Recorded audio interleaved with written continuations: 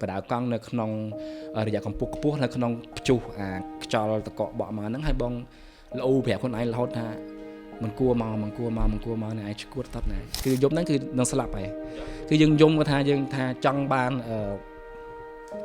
ឱកាសបន្តិចទេទៅប្រាប់ម្ដាយអញ្ចឹងណាថាខ្ញុំស្លាយក្រោយខ្ញុំ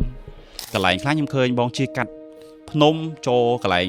រូងភ្នំឬក៏អីច្រើនខ្លាំងមែនទេគឺខ្ញុំត្រូវបានខាមឃាត់ដោយប្រជាជន local នៅនឹងច្រើនមែនទេគឺគាត់មិនអាចអនុញ្ញាតឲ្យខ្ញុំទៅតែម្ដងគឺអ្នកឯងទៅគឺភាគរយដែលអ្នកឯងនឹងរស់រានមានជីវិតគឺតិចមែនទេណាសារខ្ញុំធ្វើកិច្ចការងារទាំងអស់ហ្នឹងគឺដើម្បីរយអង្គាសប្រាក់ទៅជួយកុមារអញ្ចឹងឧទាហរណ៍ថាបើខ្ញុំទៅដល់កន្លែងឧបសគ្គហើយខ្ញុំអត់ហ៊ានតើខ្ញុំអាចនឹងបន្តកម្មវិធីនឹងបានអត់បើសិនជាយើងជួបឧបសគ្គអត់ហ៊ានជួបឧបសគ្គអត់ហ៊ានទោះជាគ្រោះថ្នាក់នឹងមុខធំយ៉ាងណាក៏ដោយគឺខ្ញុំនៅតែបន្តទៅមុខរហូតពីព្រោះខ្ញុំធ្វើការងារហ្នឹងដើម្បីកុមារ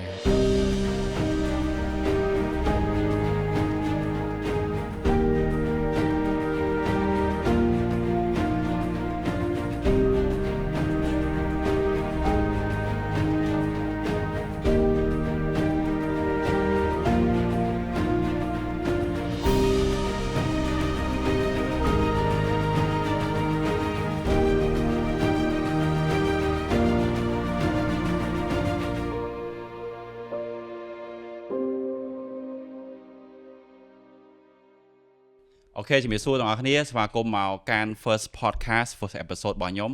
ហើយថ្ងៃនេះភ្ញៀវកិត្តិយសរបស់យើងពិតជាពិសេសខ្លាំងមែនតើនិយាយទៅមិនមែនជាមនុស្សធម្មតាដល់គាត់ជិះកង់រាប់ម៉ឺនគីឡូមកជួបខ្ញុំណាហើយពិតជា excited ខ្លាំងមែនតើគាត់មានឈ្មោះថាបងតារារតទាវដែលគាត់គឺជាចាស់ project ជិះកង់ដើម្បីកុមារកម្ពុជាឬក៏ Travel the World by Bicycle ឬក៏ Travel with Rit ហើយថ្ងៃនេះខ្ញុំ excited ខ្លាំងមែនតើដោយសារតែបងគឺជា inspiration មួយសម្រាប់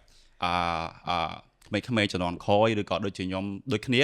ដែលខ្ញុំចាប់ផ្ដើមធ្វើវីដេអូពីបងមកវីដេអូដែរប្រហែលជាមួយអាទិត្យមុនហើយ inspire ខ្លាំងមែនតើតែថ្ងៃនេះមានឱកាសពិសេសបានជួបបងផ្ទាល់ទៀតនិយាយទៅ excited ហើយបើតោះនេះអត់ទាន់បានដឹងទេគាត់ធ្លាប់ជិះកាត់ប្រទេសទាំង6នៅអាស៊ីរបស់យើងមានឡាវថៃឡែនប្រទេសវៀតណាមម៉ាឡេសិង្ហបុរីហើយនិងកម្ពុជាហើយគាត់បានធ្វើដំណើរខ្ទង់ 5000 គីឡូម៉ែត្រហើយគាត់បានរកអគារទឹកប្រាក់ចំនួន $50,000 សម្រាប់ទីពេទ្យកុមារអង្គរការលើកដំបូងហ្នឹងគឺជាង 10,000 គីឡូម៉ែត្រដោយថាជិះ round ជាង 10,000 គីឡូម៉ែត្រជិះដល់សិង្ហបុរីហើយជិះបកមកកម្ពុជាយើងវិញអូខេអញ្ចឹងសម្រាប់លើកទី2គឺជា big mission មួយទៀតដែលខ្ញុំយកមានថា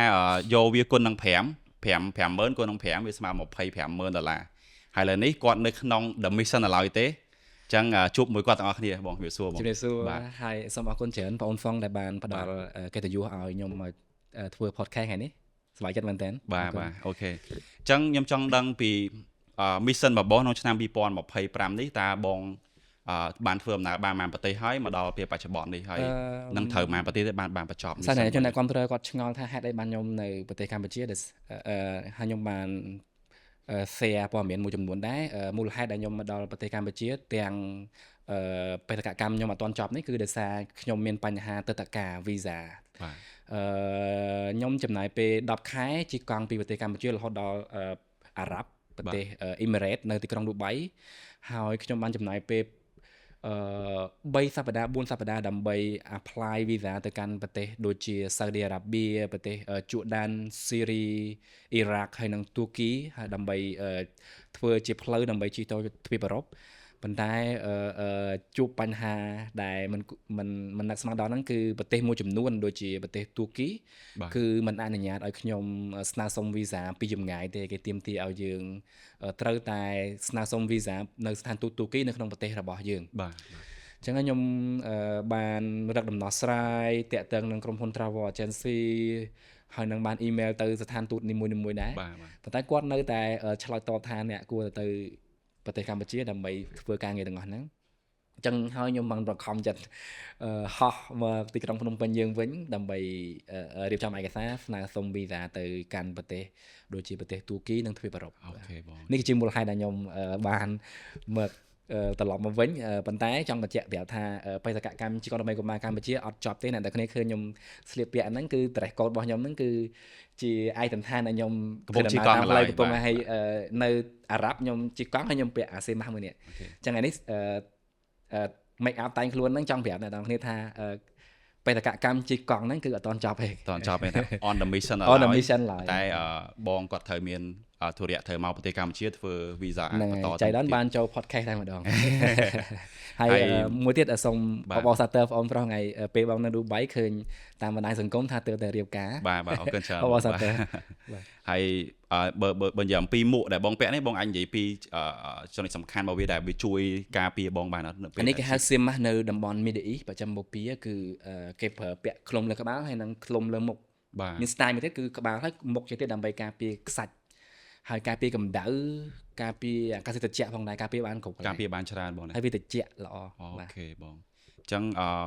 ចឹងមុននឹងចូលសំណួរបន្តទៀតខ្ញុំចង់ដឹងពីការពីបងនៅក្មេងវិញតើបងគិតថាបងជាមនុស្សបែបណាការនៅក្មេងហើយបងទទួលបានបទពិសោធន៍បែបណាការនៅក្មេងហ៎បងសំណាងមែនតើដែលខ្ញុំមកដល់ពេលនេះគឺខ្ញុំបានរស់នៅជាមួយនឹងក្តីសម័យរបស់ខ្ញុំការពីនៅក្មេងហ្នឹងគឺខ្ញុំតែងតែសម័យថានិយាយទៅ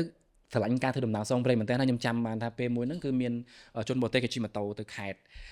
ស្រុកភូមិរបស់ខ្ញុំហើយខ្ញុំឃើញពួកគាត់ជិះម៉ូតូអស្ចារ្យមែនតើថ្ងៃណាមួយខ្ញុំគិតថាចាំមើលថ្ងៃណាមួយខ្ញុំចង់ធ្វើដូចពួកគាត់ខ្ញុំចង់ធ្វើដំណើរសងព្រេងជិះម៉ូតូសងព្រេងផ្លូវឆ្ងាយហើយរំលឹកដល់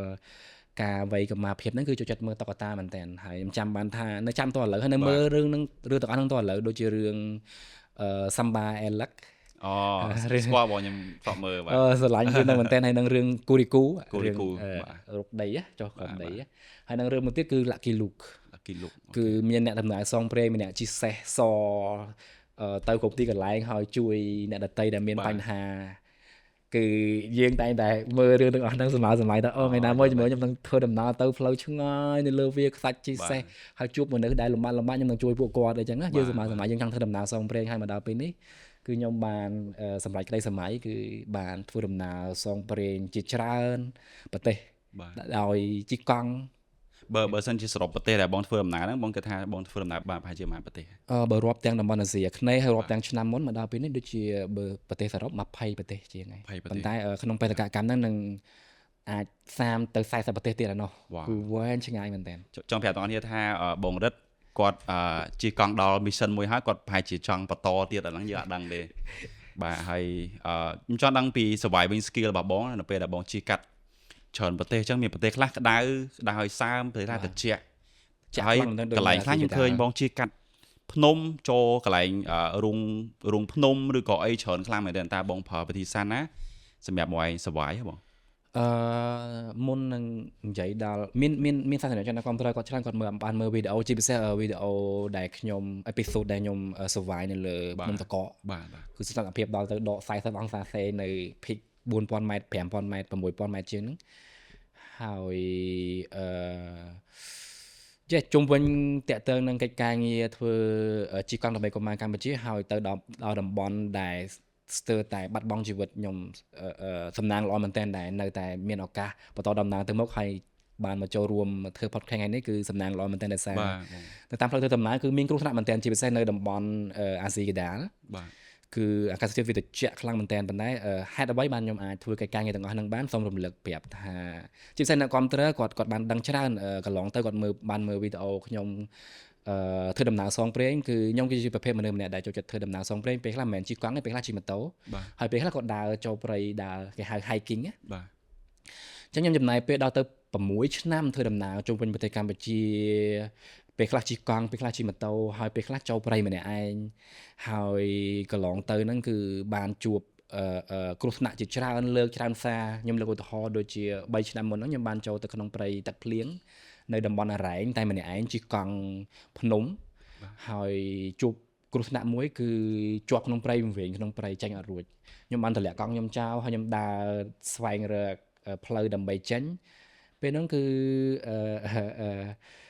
វាបានឧបសគ្គនិងគ្រោះថ្នាក់ទាំងអស់ហ្នឹងបានបរៀនខ្ញុំឲ្យចេះមានសមាធិអូខេពេលដែលខ្ញុំជួបគ្រោះថ្នាក់ហ្នឹងពេលខ្លះខ្ញុំមានអារម្មណ៍ថាប្រហែលជាលែងមានសំណាងប្រហែលជាប់ហើយមើលទៅប៉ុន្តែនៅតែមាន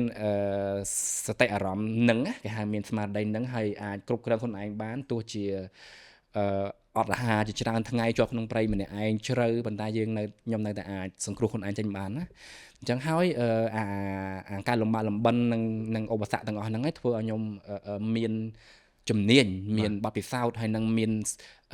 សមាធិខ្ពស់នៅពេលដែលខ្ញុំលើកឧទាហរណ៍កាល3ខែមុននៅតំបន់អាស៊ីកណ្ដាលជាប់នៅលើភ្នំតកកអត់អាហារ 4-5 ថ្ងៃអាហារទាំងអស់កកមែនអត់ទេមានស្ពែប៉ុន្តែវាកកហើយទៅជាក់ខ្លាំងមែនតើស្ទើរតែកកម្រាមដៃម្រាមជើងឡើង frostbite ឡើងខ្មៅតែយើងមានស្មារតីនឹងមែនតើអាចគ្រប់គ្រងខ្លួនឯងបានដែរហើយជឿលើខ្លួនឯងតែតែខ្លួនឯងថាអាច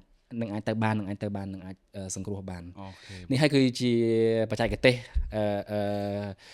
របៀបដែលខ្ញុំអាចធ្វើដំណើរនៅតាមផ្លូវតាមតំបន់ដែលលំបាកលំបិននៅភ្នំតកកអីហើយខ្ញុំនៅតែអាច survive ចេញមកបានហើយមានទំនួលច្រើនណាស់គឺសួរថាហេតុអីបានឡប់ចឹងឈួតធ្វើអាការងារមួយហ្នឹងហេតុអីបានធ្វើដំណើរទៅកន្លែងហ្នឹងខ្ញុំបានឆ្លើយខ្លះដែរគឺខ្ញុំបានឆ្លើយប្រាប់ពួកគាត់ថាដោយសារស្ដីសម័យរបស់ខ្ញុំគឺជាការធ្វើដំណើរសងព្រេងហើយតំបន់អាស៊ីកណ្ដាលដូចនៅលើផ្លូវដែលខ្ញុំធ្វើដំណើរហ្នឹងគឺជាលើផ្លូវ Pami Highway ខ្ញុំតែងតែសម័យចង់ធ្វើដំណើរនៅតំបន់ទាំងអស់ហ្នឹងដូចជាតំបន់ Himalaya ឥណ្ឌាអញ្ចឹងប៉ុន្តែខ្ញុំទៅដល់កន្លែងហ្នឹងវាយឺតពេកទៅដល់កន្លែងហ្នឹងគឺរដូវរងាបានមកដល់អញ្ចឹងអូខេបងអញ្ចឹងហើយខ្ញុំគិតពិចារណាច្រើនណាស់តើមកដល់យឺតពេកវាត្រជាក់ខ្លាំងហើយតើនៅទៅមុខអត់គឺចម្លើយគឺប្រាប់ថាគឺត្រូវតែទៅមុខដោយសារខ្ញុំធ្វើកិច្ចការងារទាំងអស់ហ្នឹងគឺដើម្បីរៃអង្គាសប្រាក់ទៅជួយកុមារអញ្ចឹងឧទាហរណ៍ថាបើខ្ញុំទៅដល់កន្លែងឧបសគ្គហើយខ្ញុំអត់ហ៊ានតើខ្ញុំអាចនឹងបន្តកម្មវិធីនឹងបានអត់បើសិនជាយើងជួបឧបសគ្គអត់ហ៊ានជួបឧបសគ្គអត់ហ៊ានប្រកាសជាសាធារណជនគេនឹងមិនគ្រប់គ្រងយើងទេហើយយើងអត់អាចបង្ហាញភាពជាគំរូសក្តីក្លាហានឲ្យសាធារណជនបានគាត់នឹងមិនបរិច្ចាគថវិកាមកជួយហ្នឹងឯងអញ្ចឹងហើយគឺ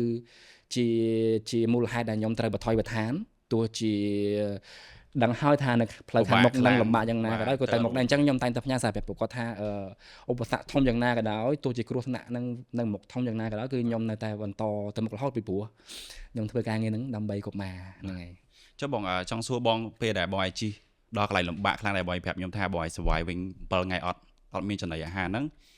ពេលហ្នឹងបងឲ្យគិតអីហើយបងឲ្យធ្វើវិធីសាស្ត្រម៉េចបានខ្លួនឯងហ្នឹងអាច survive អាចរស់មានជីវិតបានណាព្រោះធម្មតាទាំងអស់គ្នាបើយើងអត់អាហារ7ថ្ងៃសម្រាប់ខ្ញុំអត់តែមួយថ្ងៃក៏ទៅរួចដែរតែចង់ដឹងពីវិធីសាស្ត្របងហើយមួយទៀតចង់ប្រាំទៅក្មេងៗដែរដែលគាត់ឃើញបងធ្វើមិនទៅធ្វើបានទេបងគាត់មានបទពិសោធន៍ច្រើនខ្លាំងមែនទែនអាចមើល podcast ហ្នឹងឲ្យអស់សិនទៅបានដឹងថាបទពិសោធន៍ surviving skill គាត់គឺមានច្រើនអញ្ចឹងខ្ញុំចង់ដឹងបងចែកម្លែកហ្នឹងហើយការគិត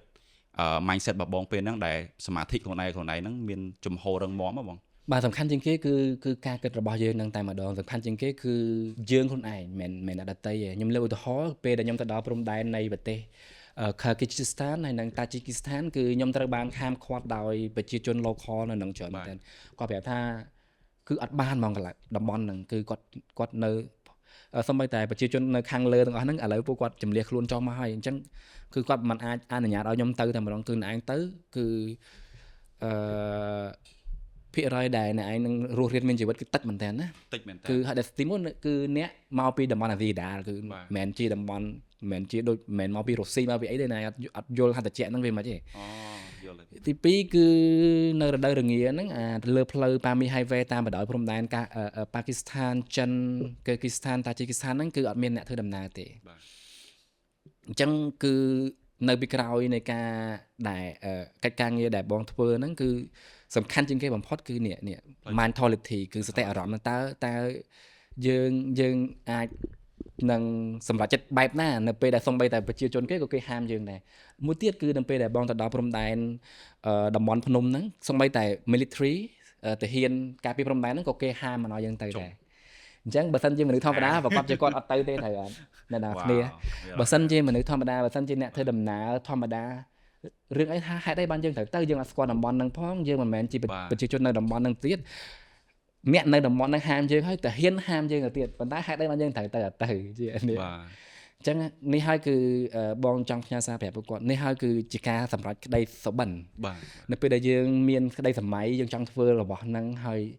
យើងពិតតែចង់ធ្វើវាចេញពីក្តីស្រឡាញ់ទោះជាមានឧបសគ្គប៉ុណ្ណាក៏ដោយទោះជាមានការហាមឃាត់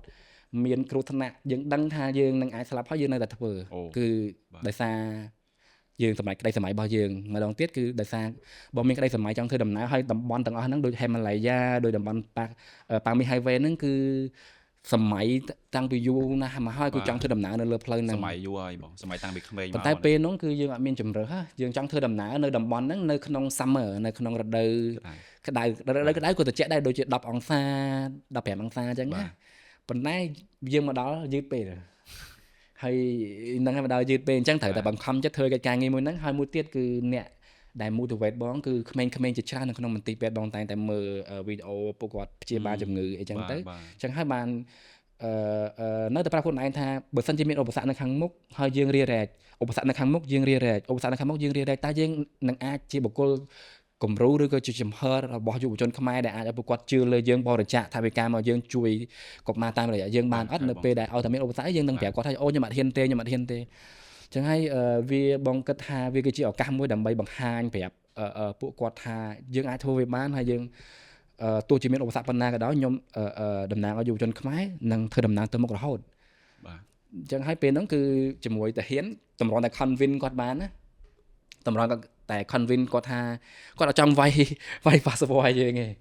គឺគាត់ដឹងថានឹងទៅគ្រោះថ្នាក់ឯងអញ្ចឹងតម្រាំតែ convince ឲ្យគាត់បានយើងបង្ហាញbackground របស់យើងថាយើងធ្លាប់ធ្វើដំណើរយើងជាប្រភេទមនុស្ស adventure extreme ដែលធ្វើដំណើរចូលព្រៃម្នាក់ឯងអត់អាហារហើយមុននឹងមកអាស៊ីកដានេះយើងធ្លាប់ធ្វើដំណើរតាមតំបន់ Himalaya ដូចគ្នានៅឆាំងជើងប្រទេសឥណ្ឌាត្រជាក់ដូចគ្នាគ្រាន់ថាវាមិនដាច់ស្រយាលខ្លាំងដូចអាស៊ីកដាទេថាអត់មានមនុស្សអត់ញ្ចឹងយើងបង្ហាញគាត់ហើយយើងធ្វើដំណើរមកដល់កន្លែង Tajikistan border ហ្នឹងគឺអស់10000គីឡូជាងហើយដល់ពេលទៅគាត់មើល profile របស់យើងគាត់មើល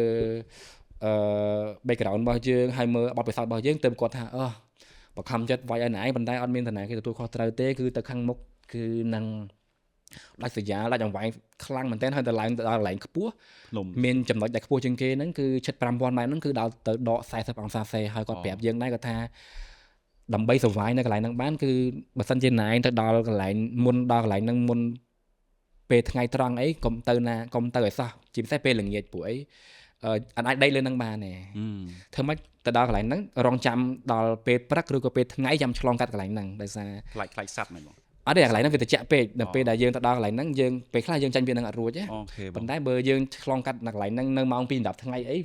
ព្រះអាទិត្យបើកមកខ្លាំងអញ្ចឹងទៅវាអត់ដល់ដក40ទេព្រោះពេលថ្ងៃវាអត់ត្រជាក់ឯងតើបើថាពេលយប់ពីម៉ោង7 8 9 10ទៅត្រជាក់ខ្លាំងមែនតើអញ្ចឹងជិះវៀងនៅកន្លែងហ្នឹងនៅម៉ោង 2 ល្ងាចទៅអញ្ចឹងគាត់ប្រាប់យើងគាត់ធ្វើអញ្ចឹងណាតែសំណាងមែនតើម្ដងទៀតគឺខ្ញុំមានឱកាសបានមកធ្វើ podcast គឺសំណាងមែនតើអញ្ចឹងមានថាបថុយបន្ថែមមែនតើអញ្ចឹងមានថាបើខ្ញុំសរុបមើលទៅបងមានចំណុច3មានទី1មានបងមាន skill ក្នុងខ្លួនស្រាប់បាទមានបទពិសោធន៍ទី2គឺ mentality គឺស្មារតីរបស់យើងហើយមួយទៀតគឺអ្វីដែលខ្ញុំសរសើរហ្មងគឺគាត់ធ្វើដើម្បីកុមារកម្ពុជាហើយនៅពេលដែលគាត់កំពុងតែជិះកង់អញ្ចឹងខ្ញុំគិតថាគាត់កំពុងតែសម័យដល់ក្មេងៗនៅមន្ទីរពេទ្យបដាអញ្ចឹងមានថាក្មេងៗកំពុងតែប្រយុទ្ធជាមួយនឹងជំងឺនៅលើកង់ខ្ញុំមានបងរិទ្ធកំពុងតែប្រយុទ្ធជាមួយនឹង banner មានរូបគាត់ពួកគាត់នឹងដាក់ picture ហើយមានអក្សរ cycling for Cambodia children ជិះកង់ដើម្បីកុមារពេលខ្លះខ្ញុំដួលហ្មងជិះដួលអស់កម្លាំងហើយខ្ញុំតែងតែមើលទៅលើកង់តែឃើញទង់ជាតិហើយនឹងអក្សរ cycling for children អញ្ចឹងវាជា motivation មួយថាអូយត្រូវតែងើបឡើងដោយសារអីមិនមែនធ្វើដើម្បីតែខ្លួនឯងសម័យក្តីសម័យទេពួកគាត់ជាច្រើនកំពុងតែរងចាំយើងនៅមន្ទីរពេទ្យយើងអាច give up មិនអាច give up បានហ្មងគឺត្រូវតែងើបចុះបងបើពេលម៉េចជីកង់មកដួលដោយសារបើហត់ពេកអស់កម្លាំងក្នុងវីដេអូមែនបាទក្នុងវីដេអូគឺបងសំដែងនិយាយតាមត្រង់តែម្ដងគឺបងសំដែងគឺបងតារាម៉ាអ្នកខ្លះគាត់ថាបងតារាម៉ាប៉ុន្តែបងចង់ប្រាប់ពួកគាត់ថានៅភាពពិតជាក់ស្ដែងគឺលំបាកជាងនៅក្នុងវីដេអូហ្នឹង10 20 30 40ដងអ្នកទាំងអស់គ្នាដោយសារអីអ្នកទាំងអស់គ្នាឃើញនៅក្នុងវីដេអូខ្ញុំដួលម្ដង2ដងប៉ុន្តែភាពពិតជាក់ស្ដែងដួលច្រើនដងដួល10 20 30ដងអីណោះគឺពេលជិះកង់ល្អដួលពេលបដាទុនជង្គង់ទុនអីដួលដេកប៉ុន្តែដើម្បីនាំអាទេសភាពដ៏ស្រស់ស្អាតអារម្មណ៍ពិតប្រាកដហើយនឹងសកម្មភាពពិតប្រាកដទៅឲ្យអ្នកទាំងគ្នាខ្ញុំត្រូវថតសកម្មភាពហ្នឹងឲ្យមើលទៅគឺ ទេសភាពគឺងាយស្រួលទេអ្វីងាយស្រួលទេប៉ុន្តែថតសកម្មភាពរបស់ខ្ញុំនៅគ្នាគឺលំបាកមែនទែនត្រូវដាក់កាមេរ៉ានៅពីចម្ងាយត្រូវអីហើយអាពេលដួលហ្នឹងគឺខ្ញុំលើកឧទាហរណ៍ពេលដួលហ្នឹងគឺដួលរួចហើយខ្ញុំដេកទៅទៀតហើយងើបឡើងគឺហត់កម្លាំងមែនទែនប៉ុន្តែពេលដែលងើបឡើងមកថាអូមិញដួលមិញបើចង់ឲ្យអ្នកនរគ្នាឃើញអាសកម្មភាពហ្នឹងមែនទែនប៉ុន្តែធ្វើមិនទៅអញ្ចឹងងើបឡើងមកយកកាមេរ៉ាទៅដាក់បដាកង់ម្ដងទៀតឲ្យដួលដូចដែលយើងដួលមែនទែនអញ្ចឹងប៉ុន្តែការដួលនៅក្នុងវីដេអូហ្នឹងគឺខ្ញុំសម្ដែងធ្វើដួលដោយសារហើយសម្ដែងធ្វើឲ្យដូចដួលមែនទែនហ្នឹងហើយត្រូវហើយបងត្រូវធម្មតាបើពេលយើងដួលមានណាគេទៅថតយើងហ្នឹងហើយពេលដួលពេលមានណាគេបើយើងធ្វើដំណើរ solo ហ្នឹងប៉ុន្តែចង់ពំនាំអារូបភាពពិតប្រាកដហ្នឹងទៅឲ្យសាធារណជនអ្នកគាត់ប្រើគាត់ឃើញក៏យើងត្រូវធ្វើអារបស់ហ្នឹងឡើងវិញហាប់ដួលហ្នឹងដួលធ្វើឲ្យដូចមែនតើបដាដួលទៅបដាទុន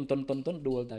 អូខេអញ្ចឹងម្ដងទៀតគឺសំដែងទេគឺប៉ុន្តែសំដែងឲ្យដូចរបស់ដែលខ្ញុំកើតមែនតើណាហ្នឹងហើយក៏ពិតនិយាយតាមត្រង់ទាំងអស់គ្នាបើសិនជាខ្ញុំបងឲ្យអត់និយាយខ្មែរនៅក្នុង YouTube ទេខ្ញុំគិតថាបងដិតគាត់បត់ទេហើយព្រោះទី1ខ្ញុំទៅមើលទៅលើវីដេអូគាត់បោះ drone effect គាត់ដាក់color គាត់ដាក់ហ្នឹងនិយាយមក style វីដេអូបត់ទេហ្មងនិយាយមកទៅបើនិយាយបើគាត់និយាយខ្មែរខ្ញុំគិតថាបងដិតគាត់ជនជាតិផ្សេងហ៎មិនពិតទេដោយសារ content creator បងតាសាល content creator ខ្មែរយើងដូចបងប្អូនហើយមានបងទេនៅក្នុងបន្ទប់នេះគឺប្រហែលឆ្នាំចុងក្រោយហ្នឹងគឺពួកយើងវិវត្តខ្លួនខ្លាំងមែនទែនយើងប្រើឧបករណ៍ដែលទំនើបដូចនៅខាងក្រៅហើយយើង content creator យើងមិនអាច compare បានទេអ្នកគ្នាគឺproduction ដែលពួកយើងផលិតទៅហ្នឹងស្ទើរតែ compare ជាមួយ Hollywood film គេថាបានគឺអស្ចារ្យមែនទែនគឺមិនមែនថាបរទេសអាចធ្វើបានទេបងជឿដោយសារបងបានមើល MV របស់ក្មេងៗដូចជាពិសេស rapper ហើយបងបានមើល content របស់គេផលិតវិស័យទេសចរមួយចំនួនមើលមកគឺអស្ចារ្យមែនទែនបងសុំកោតសរអញ្ចឹងមិនមែនតែបរទេសអាចធ្វើការងារទាំងអស់ហ្នឹងហើយខ្មែរយើងធ្វើបានច្រើនមែនទែនហើយមិនមែនតែបងទេគឺសូម្បីតែបងអូនហ្វុងគឺ high quality បាទចុះបងពេលដែលបងឯងជិះកង់ទៅបងឯងដួលចឹងបងឯងមានអារម្មណ៍ថាអស់សង្ឃឹមឬក៏របៀបនឹកឃើញផ្ទះឬអញគេងនៅផ្ទះស្រួលជាងអញ្ចឹងរបៀបបងឯងមានអារម្មណ៍ចឹងធ្លាប់មានអារម្មណ៍ចឹងច្រើនដងបងលើកឧទាហរណ៍ក្នុងអេពីសូតមួយហ្នឹងគឺបងដាក់ចំណងជើងថា my luck would run out someday គឺសំណាងរបស់ខ្ញុំលែងមានទៀតហើយគឺនៅតាមផ្លូវធ្វើដំណើរមានគ្រប់រសជាតិផ្អែមល្វីងជូរចត់កំហ្វត់កម្រហើយនឹងស្ទើរតែស្លាប់ស្ទើរតែរស់គឺមានគ្រប់កន្លែងតែម្ដងគឺហើយមានពេលមួយបងចាំអត់ថា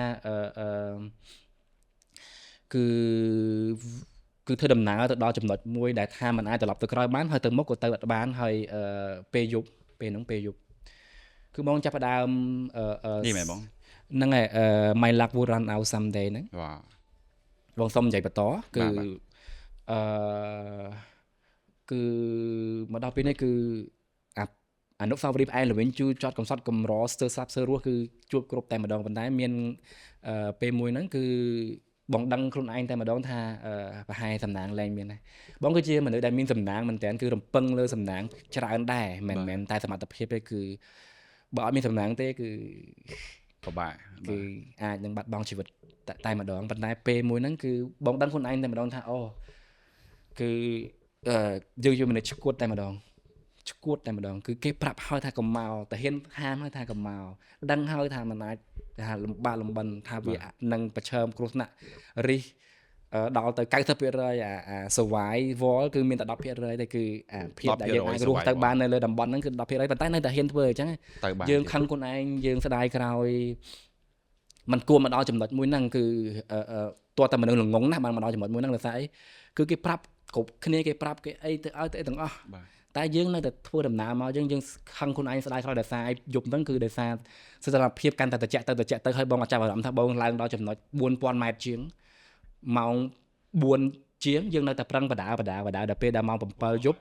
ដល់ម៉ោង 7 យប់យើងកំពុងតែស្ថិតនៅលើរយៈកម្ពស់ 4000 ម៉ែត្រខ្ពស់ជាងនៃបរិយាសមុទ្រ 4000 ម៉ែត្រជាងអញ្ចឹងសីតុណ្ហភាពពេលហ្នឹងគឺតាហ៊ានក៏ប្រាប់ហើយថា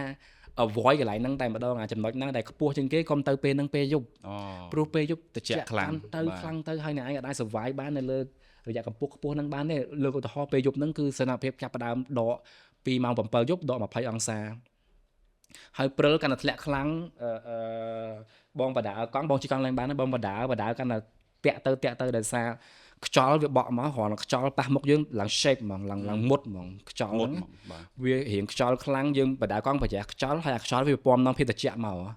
អញ្ចឹងម្រាមដៃបងមុខបងអីហ្នឹងកកទាំងអស់ហើយគ្រាន់តែហាមាត់និយាយក៏អត់ចាញ់ដែរឡើងរឹងមាត់ហ្មងហើយកុំអត់មានឱកាសក្នុងការឈប់ដើម្បីរើសម្ភារៈបោះតង់ដេកបាទហើយនៅស្ងៀមត្រជាក់ខ្លាំងមែនតើអញ្ចឹងយើងត្រូវតែមូយើងត្រូវតែបដាបខំបដាជាមួយបដានៅបដាកង់នៅក្នុង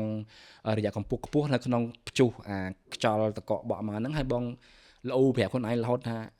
មិនគួរមកនេះឯងឈួតតណាstupid មែនតើបាទវាថាហើយឥឡូវដោះស្រាយមិនឥឡូវបើនៅទីវាម្នាក់ឯងហើយគ្រាន់តែឈប់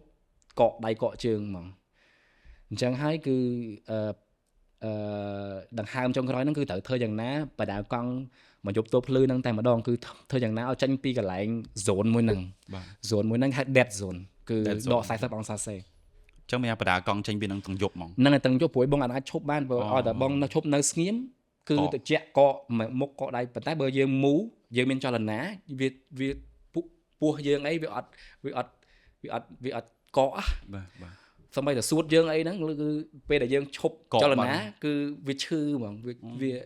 វាចាក់ទៅអាហ្នឹងហើយវាយើង feel fresh យល់យើង feel យើងកកតែម្ដងតែបើយើងមានចលនាដើរទៅមុខអត់អីអញ្ចឹងយើងបន្ទោសខ្លួនឯងរហូតថាvery stupid ណែឯងខកលងងមែនតើហេតុអីបានមកដល់ចំណុចហ្នឹងហេតុអីបានមកដល់ចំណុចថានឹងស្លាប់ហ្នឹងនឹងស្លាប់បន្តិចទៀតហ្នឹងគឺគេប្រាប់ឲ្យមកគឺនៅមកអញ្ចឹងយើងស្ដាយក្រោយឲ្យយើងយំដល់ពេលយើងដឹងថានេតិបន្ទាប់គឺស្លាប់ហើយហ្នឹងហើយគឺយំហ្នឹងគឺនឹងស្លាប់ហើយអញ្ចឹងគឺយើងយំគាត់ថាយើងថាចង់បានឱកាសបន្តិចទេទៅប្រាប់ម្ដាយអញ្ចឹងណាថាអូខ្ញុំស្ដាយក្រោយហើយខ្ញុំពេលហ្នឹងពេលក្នុងវីដេអូហ្នឹងបងយំហើយប៉ុន្តែនៅតែមាន motivation មួយថាទោះជាយ៉ាងណាក៏យើងមានមោទនភាពយើងមានកិត្តិយសដោយសារយើងមិនស្លាប់ដោយnothing យើងធ្វើវាគឺដើម្បីកុមារយើងធ្វើវាគឺយើងហ៊ានធ្វើហ្នឹងគឺដោយសារយើងត្រូវដើម្បីកុមារជាច្រើននៅក្នុងមន្ទីរពេទ្យអញ្ចឹងណាបាទអញ្ចឹងយើងនៅតែថាអូខេអញ្ចឹងប៉ុន្តែស្ដាយនៅតែស្ដាយថាគួរបាននិយាយជាមួយមនុស្សជាទីស្រឡាញ់បន្តិចដែរគាត់បាយគាត់លាគាត់អញ្ចឹងចុះពេលហ្នឹងបងខលទៅមកពេលហ្នឹងហើយពេលហ្នឹងគឺដួលទៅទៀតគឺអស់អាលេងហ្មងហើយបងទុកកង់បងដាក់ប្រឈើអញ្ចឹងទៅបងស្រឡាញ់វាពេកបងដើរមកពីចម្ងាយបងដក iPhone ព្រោះអ្វីទាំងអស់គាំងទាំងអស់ថតចុងក្រោយបើយើងស្លាប់អីឲ្យគេមកឃើញអារូបភាពហ្នឹងអារូបភាព thumbnail ហ្នឹងគឺរូបកង់ដែលនៅលើក្រោយមានប្រច័ណ្ឌនៅកណ្ដាលហ្នឹងរូបភាព thumbnail នៃវីដេអូហ្នឹងគឺរូបភាពដែលបងហ៊ានដោះត្រឹមដៃបងណែរូបភាពហ្នឹងហើយគឺរូបភាពចុងក្រោយគឺបងគិតថាប្រហែលជាចុងក្រោយហ៊ានដោះត្រឹមដៃយក iPhone មកចុចថតដើម្បីហាចុងក្រោយស្រឡាញ់កង់ហ្នឹងពេកអូខេហើយទៅបងដួលនៅកន្លែងថតហ្នឹងទៅបងដួលដេកទៅប៉ុន្តែពេលដេកទៅត្រជាក់សួតយើងវានេះវាអត់ទប់ជាប់បានណាបងថាដេកស្លាប់ហើយហ្នឹងហ្មងទៅអញ្ចឹងប៉ុន្តែវាត្រជាក់ទៅវាសវាក់ស្រះកលិញមែនតើគឺលំបាកមែនតើអញ្ចឹងត្រូវតែងើបឈរឡើងហើយបដាកង់ហ្នឹងទៅមុខទៀតព្រោះបើនៅស្ងៀមវាកកស្លាប់ហើយវាធ្វើទុកយើងមែនតើវាត្រជាក់វានៅពេលដែលបងបដាកង់ទៅមុខបានចេះតែបដាទៅ3 4ម៉ោងទៅមុខទៀតទៅលេងវាដល់ចំណុចចុះវិញអូអញ្ចឹងបងថាអូយ៉ាសប្បាយ my luck not run out today អញ្ចឹងក៏ចុះវិញគឺយើងអាចឡើងលើកង់បានហើយយើងអបប្រាំងទៅគឺវាចុះហើយបងឆែកមើលនៅលើ sensor ដូច Garmin នេះទៅគឺចុះពី500ម៉ែត្រចុះមក3000ម៉ែត្រហើយបងចុះរហូតដល់2800ម៉ែត្របងចាំបានគឺសីតុណ្ហភាពហ្នឹងគឺវា increase ឡើងវិញគឺវាមិនមែនដក40ទេវាដក10វិញអូខេចឹងវាចាក់បានបានមានកម្លាំងដករើតង់រើអីឲ្យលឿនដើម្បីមកសវាយពេលហ្នឹងត្រប់ភួយត្រប់អីនៅក្នុងតង់ចាំរហូតដល់ថ្ងៃរះប៉ុន្តែពេលដែលបានរើហ្នឹងម៉ោង2អីហ្នឹងអញ្ចឹងរើចាំរហូតដល់ម៉ោង7ព្រឹកថ្ងៃរះមកវិញគឺយើងsurvival នៅស្ថានភាពមួយហ្នឹងចុះបងសម្រាប់រូបសាំណែនេះបងឲ្យថតនៅលើភ្នំឬក៏នៅពេលចុះមកនៅលើកន្លែងហ្នឹងកន្លែងដែលបងប្រាប់បងថាបងថត last photo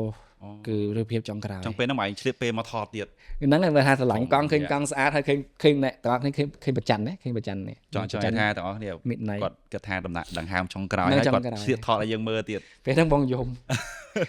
ស្ដាយក្រោយថាខ្លួនឯងល្ងងមែនតើមកគង់ដល់ចំណុចហ្នឹង ចុះបងបើសិនជាបងអត់មកផ្លូវហ្នឹងទេបងមានផ្លូវវៀងអត់ផ្លូវផ្សេងវៀងផ្លូវកន្លែងហ្នឹងអត់ កន្លែងហ្នឹងមានផ្លូវតែមួយហ្នឹងទេបើអត់មកត្រូវតែត្រឡប់ទៅទីក្រុងវិញហោះមកឡើងហ្នឹង អូ ឃើញឃើញវា complicate វាលំបាក អញ្ចឹងពិបាក ឬក៏មាន option មួយទៀតគឺរងចាំដល់ winter ចប់3ខែរងចាំក្នុង3ខែ ខ្ញុំឃើញក្នុងវីដេអូបងមានថតជាប់មួយនឹងសัตว์ សត្វហ្នឹងគេហៅ Marco Polo សត្វប្រពែស្នែងកោងធំ គឺសបោមែនតើនៅតំបន់អាស៊ីកណ្ដាលដើរកន្លែងណាក៏ជួបដែរ ចុះបងដែរជួបមួយសัตว์កាយសាហាវអីតាមផ្លូវអត់បងពេលជិះ ជួបច្រើនដូចជាសត្វចច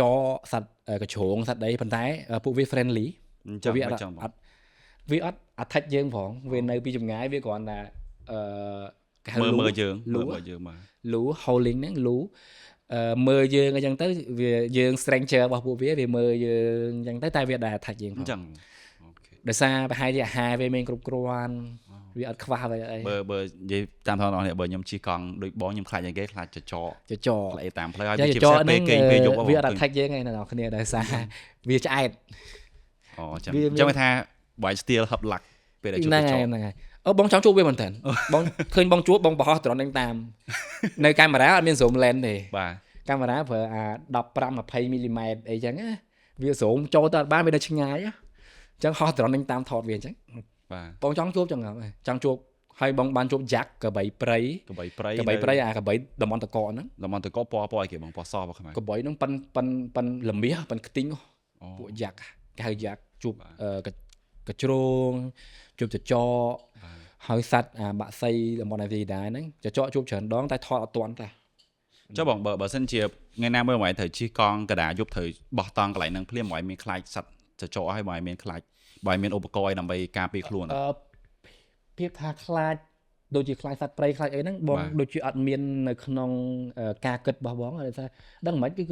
ស្រឡាញ់តែពេលដែលយើងស្រឡាញ់របស់ទាំងអស់ហ្នឹងយើងលែងខ្លាចវាយើងស្រឡាញ់ landscape ស្រឡាញ់ភ្នំស្រឡាញ់ environment ស្រឡាញ់សត្វព្រៃទាំងអស់ហ្នឹងយើងបែរជាចង់ជួបវាវិញអត់ខ្លាចវាពេលខ្លះឃើញម្រាមជើងវាគឺតម្លាក់កង់ចោលដើរតាមម្រាមជើងវាខែកាន់កាមេរ៉ាប្រែថតតែអត់បានអត់ឃើញគឺភ្លេចអស់អាភាពភ័យខ្លាចអស់ហ្នឹងដូចការបងនៅតំបន់មុនចូលទៅអាភ្នំខ្ពស់ដែលត្រជាក់ស្លាប់ហ្នឹងថតផ្កាយថតអីឃើញស្អាតដែរហើយយប់ឡើងដល់20យើងភ្លេចខ្លួនថាយើងកំពុងតែនៅក្នុង emergency ស្ថានភាពបកាអាសន្នយើងភ្លេចខ្លួនព្រោះស្អាតពេកលើកឧទាហរណ៍យកកាមេរ៉ាទៅថត time lapse ពេលដែលស្ថានភាពពងដក20អង្សា បាទ បើណៃមើលក្នុងអេពីសូតខ្លះឃើញបងមាន moving Milky Way moving star ឃើញឃើញ គឺបងយកកាមេរ៉ាទៅដាក់ time lapse តាមលើចោលទៅ ចោលហើយពងសារ៉េ setting វានៅពេលដែលស្ថានភាពពងដក20អីទៅជាក់ខ្លាំង បាទ ពាក់ស្រែមដៃចេះដោះស្រែមដៃមកដើម្បីសារ៉េ setting ឲ្យត្រូវអង្គុយ focus ប៉ុន្តែពេលហ្នឹងយើងអត់បែរជាអត់មានអារម្មណ៍ថាភ័យខ្លាចថាអូនឹងកក់ស្លាប់នឹងអីទៅតែសារ៉េកាមេរ៉ាសារ៉េ tripod ទៅថតមានន័យថាស្រឡាញ់ពេកស្រឡាញ់អាធម្មជាតិដែលស្រស់ស្អាតនឹងពេកស្រឡាញ់សត្វព្រៃស្រឡាញ់Milky Way ដែលអស្ចារ្យនឹងពេកនៅកន្លែងដាច់ស្រយាលពីមនុស្សឲ្យឃើញផ្កាយដែលស្រស់ស្អាតយើងចង់ថតដើម្បីមកចែករំលែកថាអ្នកគាំទ្រខ្មែរយើងនឹងគ្រប់កន្លែងដែលពួកគាត់ follow បងចង់បង្ហាញឲ្យគាត់ឃើញថាជាពិសេសគ្រួសារអ្នកផ្ទះម្ដាយថាចង់ឲ្យគាត់ពិតឲ្យគាត់ចង់ឲ្យគាត់ឃើញក្នុងភ្នែកថាវាស្អាតមែនទែនដូចដែលបងនិយាយមិញអញ្ចឹងឈើនៅទីវាលដែលគ្មានមនុស្សនៅកន្លែងវាលតកដែលគេហៅ the middle of nowhere គឺគ្មានអ្វីទាំងអស់ហើយមានតែយើងជាមួយនឹងទេសភាពជាមួយនឹងផ្កាយដែលអស្ចារ្យអញ្ចឹងយើងភ្លេចខ្លួនថាយើងកំពុងតែក្នុងស្ថានភាពដែលថាស្ទើរតែកក់ស្លាប់យើងបែរយើងទៅថតវិញអញ្ចឹងបើភាពថាភ័យខ្លាចគឺអត់ទៅមានទេនៅក្នុង dictionary របស់បងគឺមានតែស្រឡាញ់គេហៅអញ្ចឹងនៅពេលដែលអ្នកទាំងអស់គ្នាស្រឡាញ់អ្វីមួយពិតប្រាកដគឺអ្នកទាំងអស់គ្នានឹងយល់អ្នកខ្លះថាបងឈួតថាបងអីចឹងអ្នកទាំងអស់គ្នាអត់ស្រឡាញ់វាពិតប្រាកដអត់ស្រឡាញ់វាដល់ចំណុចមួយទៅថាដល់ស្ថានភាពមួយទៅថាអូខ្ញុំស្ទើរតែស្លាប់ក៏បានឲ្យបាននៅមួយវាអូយ៉ាបាទក៏ពិតនេះបើបងចាប់ផ្ដើមដំណើរបងគឺពីក្តីស្រឡាញ់បន្តទៀតបង្កើតទៅជា mission ហ្នឹងហើយទៅ mission នេះខ្លាយទៅជា like hero សម្រាប់ក្មេងៗហ្នឹងហើយបើអត់ស្រឡាញ់ទេធ្វើការងារហ្នឹងមិនបានទេលំបាកណាស់ប្រឈមណាស់គ្រោះថ្នាក់ណាស់ប៉ុន្តែដោយសារហ្នឹងហើយដោយសារក្តីស្រឡាញ់យើងបាន ធ្វើវាចេញពីក្តីស្រឡាញ់សម្រាប់ក្នុងក្តីសម័យរបស់យើងហើយបានចូលរួមចំណែកទៅជួយក្មេងៗទៀតទាំងអស់ហ្នឹងហើយគឺជា motivation របស់បងឲ្យនៅតែបន្តដំណើរទោះជាមានរឿងអីក៏ដោយចាដោយសារមុនហ្នឹងមកឯងនិយាយពីគ្រួសារខ្ញុំអាចដឹងពីគ្រួសាររបស់បងតិចបានថារបៀបគាត់ដូចខ្ញុំមើលអាពេលដែលបងចេញពីខ្មែរថាម៉ាក់បងចង់ឲ្យបងនៅខ្មែរបានយូរសិនបានចេញទៅបាទអ្នកម្ដាយគាត់ជាពុទ្ធសាសនិកដែលទុនភ្លុនហើយគាត់និយាយទៅគាត់អត់សូវចូលចិត្តវីដេអូបងម៉ាក់នេះដោយសារដោយសារឲ្យតែគាត់មើលគាត់ត្រក់ទឹកភ្នែកហ្មងគាត់អត់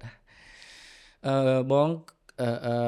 កើតនៅក្នុងគ្រួសារដែលឪពុកម្ដាយបងមានកូន5នាក់បងគឺជាកូនប្រុសតែមួយគត់នៅក្នុងគ្រួសារគឺគាត់មានកូនស្រី4នាក់ហើយសំណាងមែនតើដោយសារគាត់គឺជាគេហៅបើអង់គ្លេសគេហៅ democracy parent គឺជាឪពុកម្ដាយដែលសេរីភាពបើសេរីភាពកូនគាត់ទាំងអស់គឺគាត់អត់ដែលមិនងាយធ្លាប់មិនងាយបង្ខំឬក៏ហាមយើងនៅពេលដែលយើងចង់ធ្វើឲ្យមួយទេគាត់ជឿលើយើងហើយជាពិសេសម្ដាយបងគាត់មានមោទនភាពនៅពេលដែលបងធ្វើកិច្ចការងារនឹងដល់ដើម្បីជួយក្មេងៗព្រោះគាត់គឺជាពុទ្ធសាសនិកគាត់តែងតែគាត់ទៅវត្តគាត់រៃអង្គាសប្រាក់ទៅជួយសាលាជួយមន្ទីរពេទ្យជួយកុមារគាត់ផ្ដល់ឈាមអញ្ចឹងទៅកិច្ចការងារដែលយើងធ្វើហ្នឹងគឺកិច្ចការងារដែលគាត់ធ្វើដែលគាត់ឆ្លាញ់នឹងធ្វើchoគាត់មានមោទនភាពប៉ុន្តែគាត់ពេលដែលគាត់មើលវីដេអូបងម្ដងគាត់ស្រក់ទឹកភ្នែកគាត់ស្រក់ទឹកភ្នែករហូតហើយបងកុហកគាត់គ្រប់ពេលវេលាគឺដូចពេលខ្លះមានអ៊ីនធឺណិតយើងកំពុងតែ survive ពុំលំបាកខ្លាំងគាត់ថាគាត់ធ្វើកូនឯងនៅណាប្រាប់គាត់វិញថាអូមកដល់ទីក្រុងហើយនៅកន្លែងនេះហើយគឺយើងខ្លាចគាត់បារម្ភណាហើយវីដេអូនឹងទៀតសោតគឺវីដេអូខ្លះក៏កាត់ចោលដោយសារខ្លាចបងស្រីគាត់ទេមកដែរពេលខ្លះដែលមានអ៊ីនធឺណិតគាត់ទេមកថាកន្លែងខ្លះអាចកាត់ចោលទៅបងអូនដោយសារអីម៉ែមើលយំ3ថ្ងៃអីណាវីដេអូខ្លួនឯងតែពេលអញ្ចឹងទៅយើងកុំ extreme ពេកតែដល់ពេលបង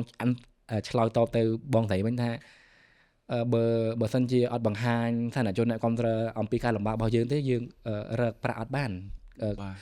យើងចង់ឲ្យគេឃើញថាយើងខិតខំប្រឹងប្រែងអស់ពីលទ្ធភាពហើយប្រឈមគ្រោះថ្នាក់ខ្លាំងណាស់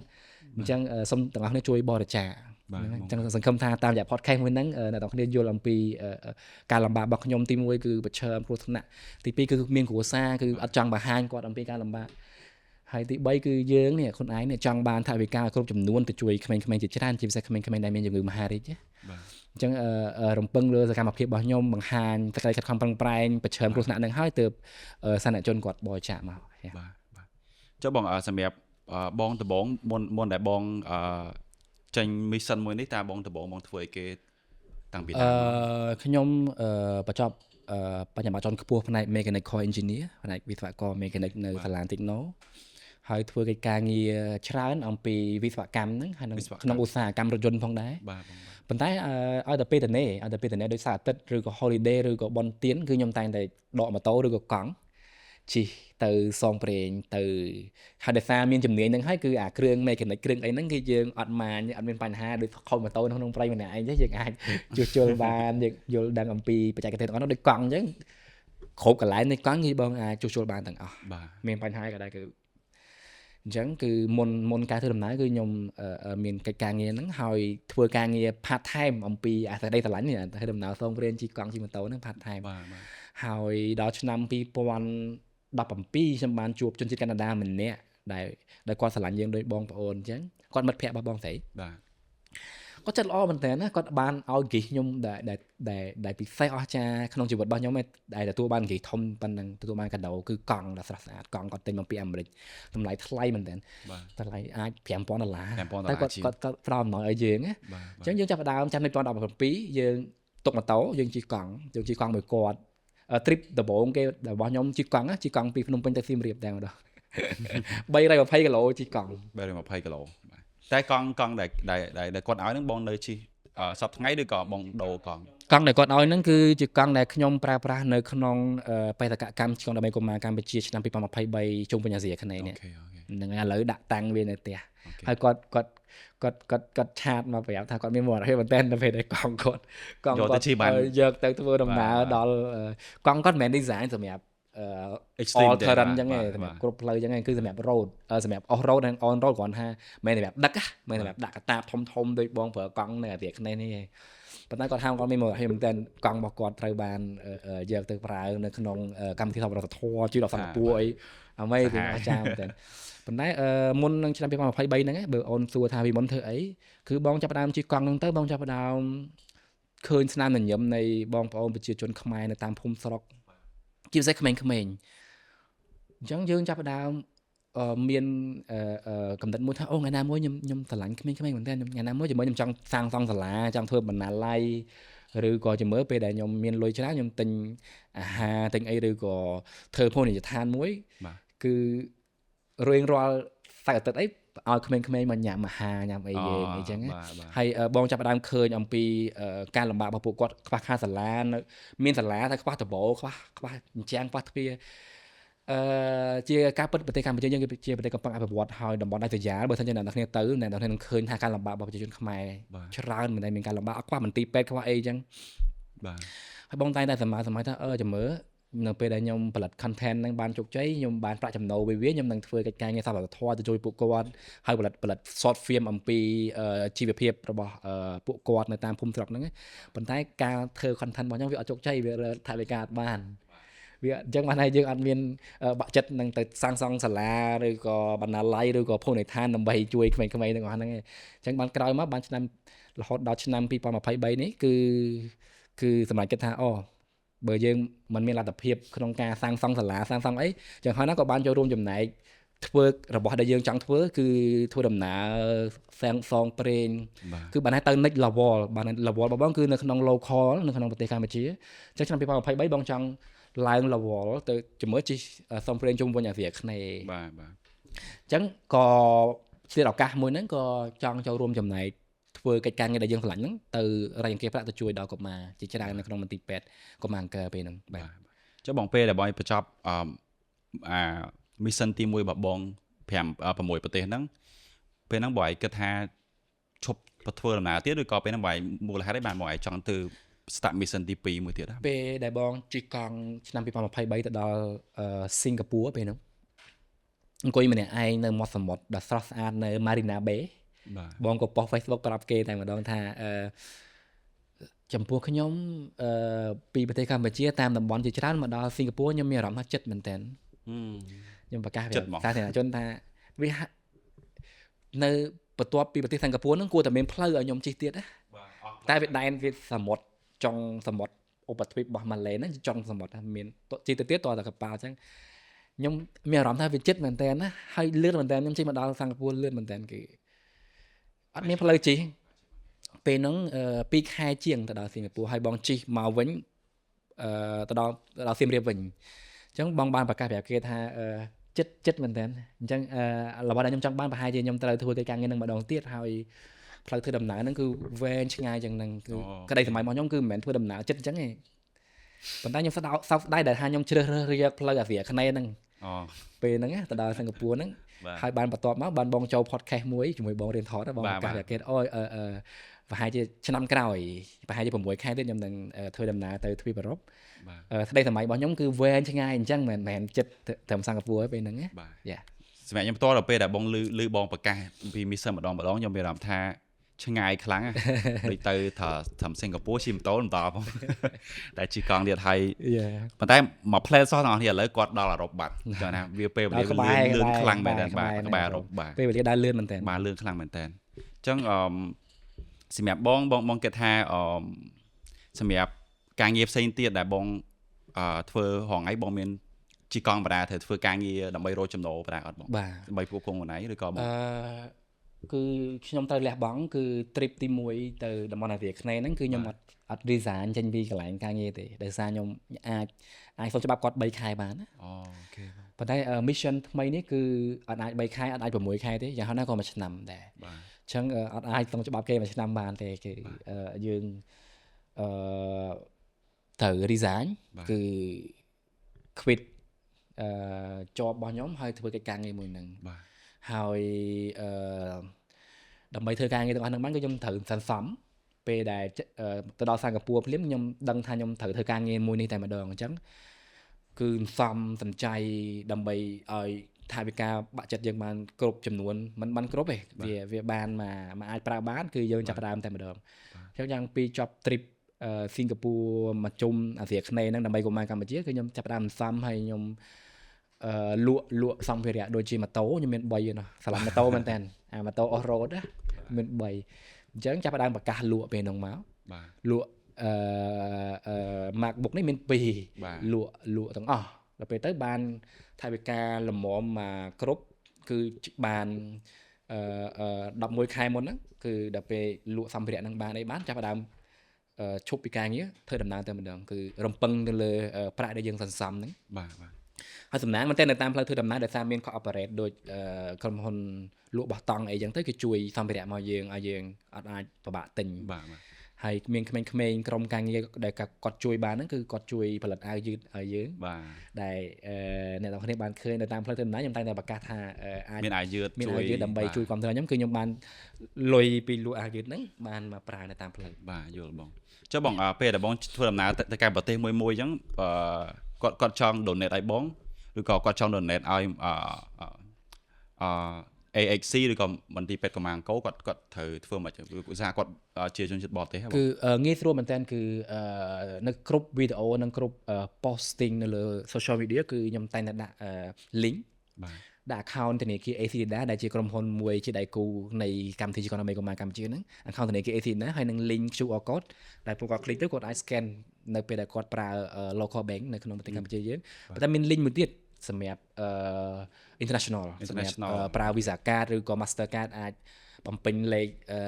ការទាំងអស់ហ្នឹងទៅនឹង download ទៅខាង link នេះរបស់មន្ទីរពេទ្យកុមារអង្គរអញ្ចឹងបងអញ្ចឹងមានបរទេសច្រើនដូចជានៅឥណ្ឌានៅអីគាត់ចង់បរិច្ចាគបងបង្ហាញlink គាត់ទៅបង្ហាញ social media របស់បងប្រាប់គាត់ថាគ្រប់ការប៉ុសហ្នឹងគឺមាន address ហ្នឹងគ្រាន់តែ click link ហ្នឹងទៅ load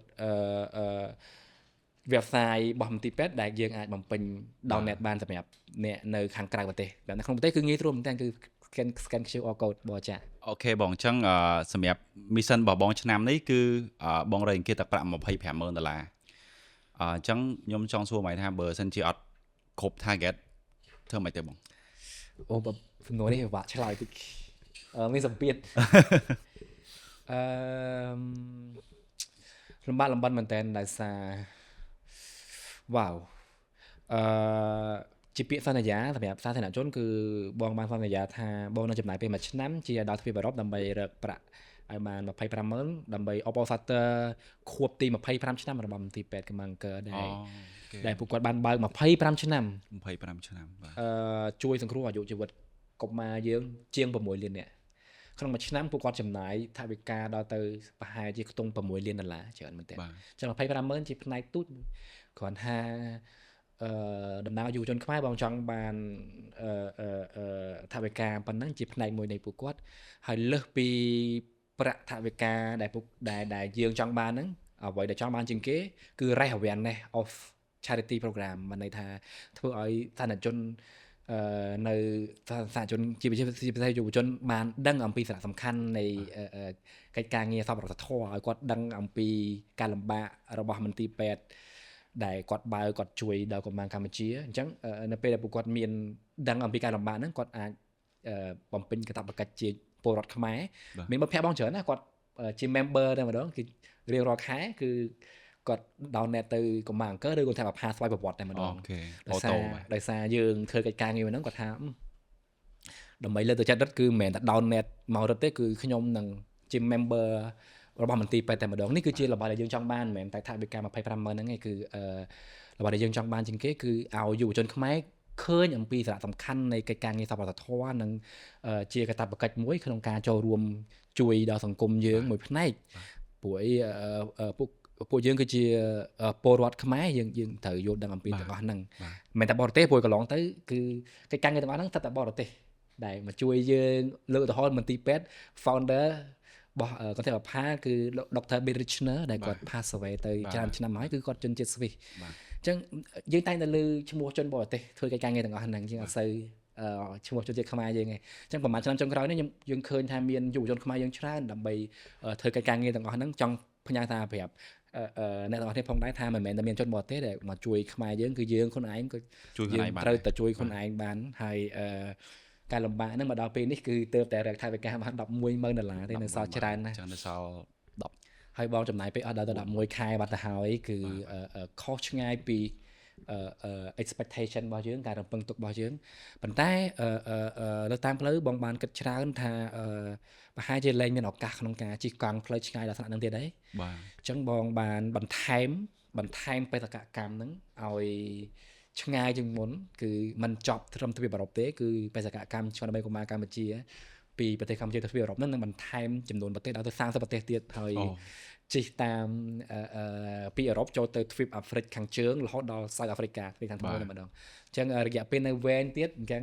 ឱកាសក្នុងការរើថវិកានឹងឲ្យបានគ្រប់គឺមានច្រើនមែនតើគឺបងនឹងជិះទៅទ្វីប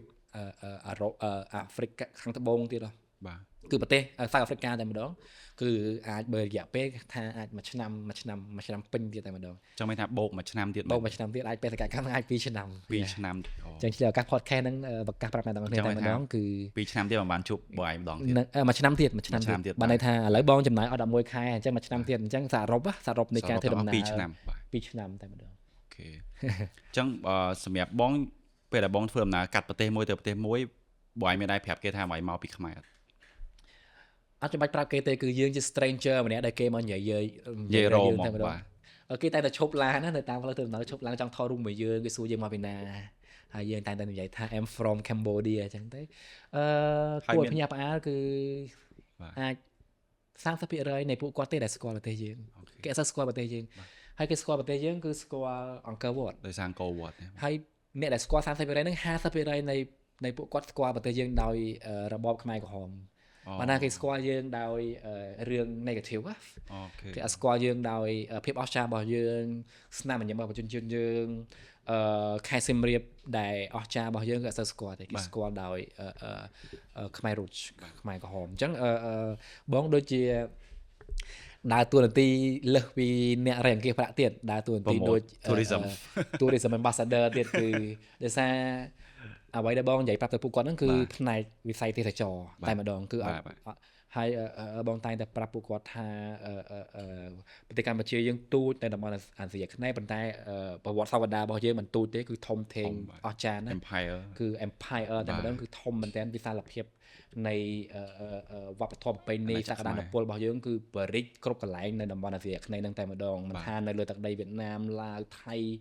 រហូតដល់ក្បែរភូមារហូតដល់ក្បែរចិនឯណោះអញ្ចឹងអ្នកទាំងអស់គ្នាតែតែឃើញ symbol របស់ប្រទេសកម្ពុជាយើងហើយបងបានរៀនសូត្រច្រើនអំពីវប្បធម៌ប្រពៃណីដោយសារអីចង់ផ្ញើសារទាំងអស់ហ្នឹងឲ្យត្រូវឲ្យ direct message ទៅពួកគាត់អំពីអង្គរវត្តយើងអំពីស្នាមញញឹមវប្បធម៌ប្រពៃណីប្រជាជនយើងចឹងហើយពួកគាត់ភាគច្រើនគាត់ impress មែនតើពួកគាត់ស្ញប់ស្ញែងអំពីការងាររបស់បងធ្វើនៅតាមផ្លូវហ្នឹងគាត់ដឹងថាអូនឯងជិះកង់មកពីប្រទេសកម្ពុជាឆ្ងាយហើយមិនមែនតែជិះកង់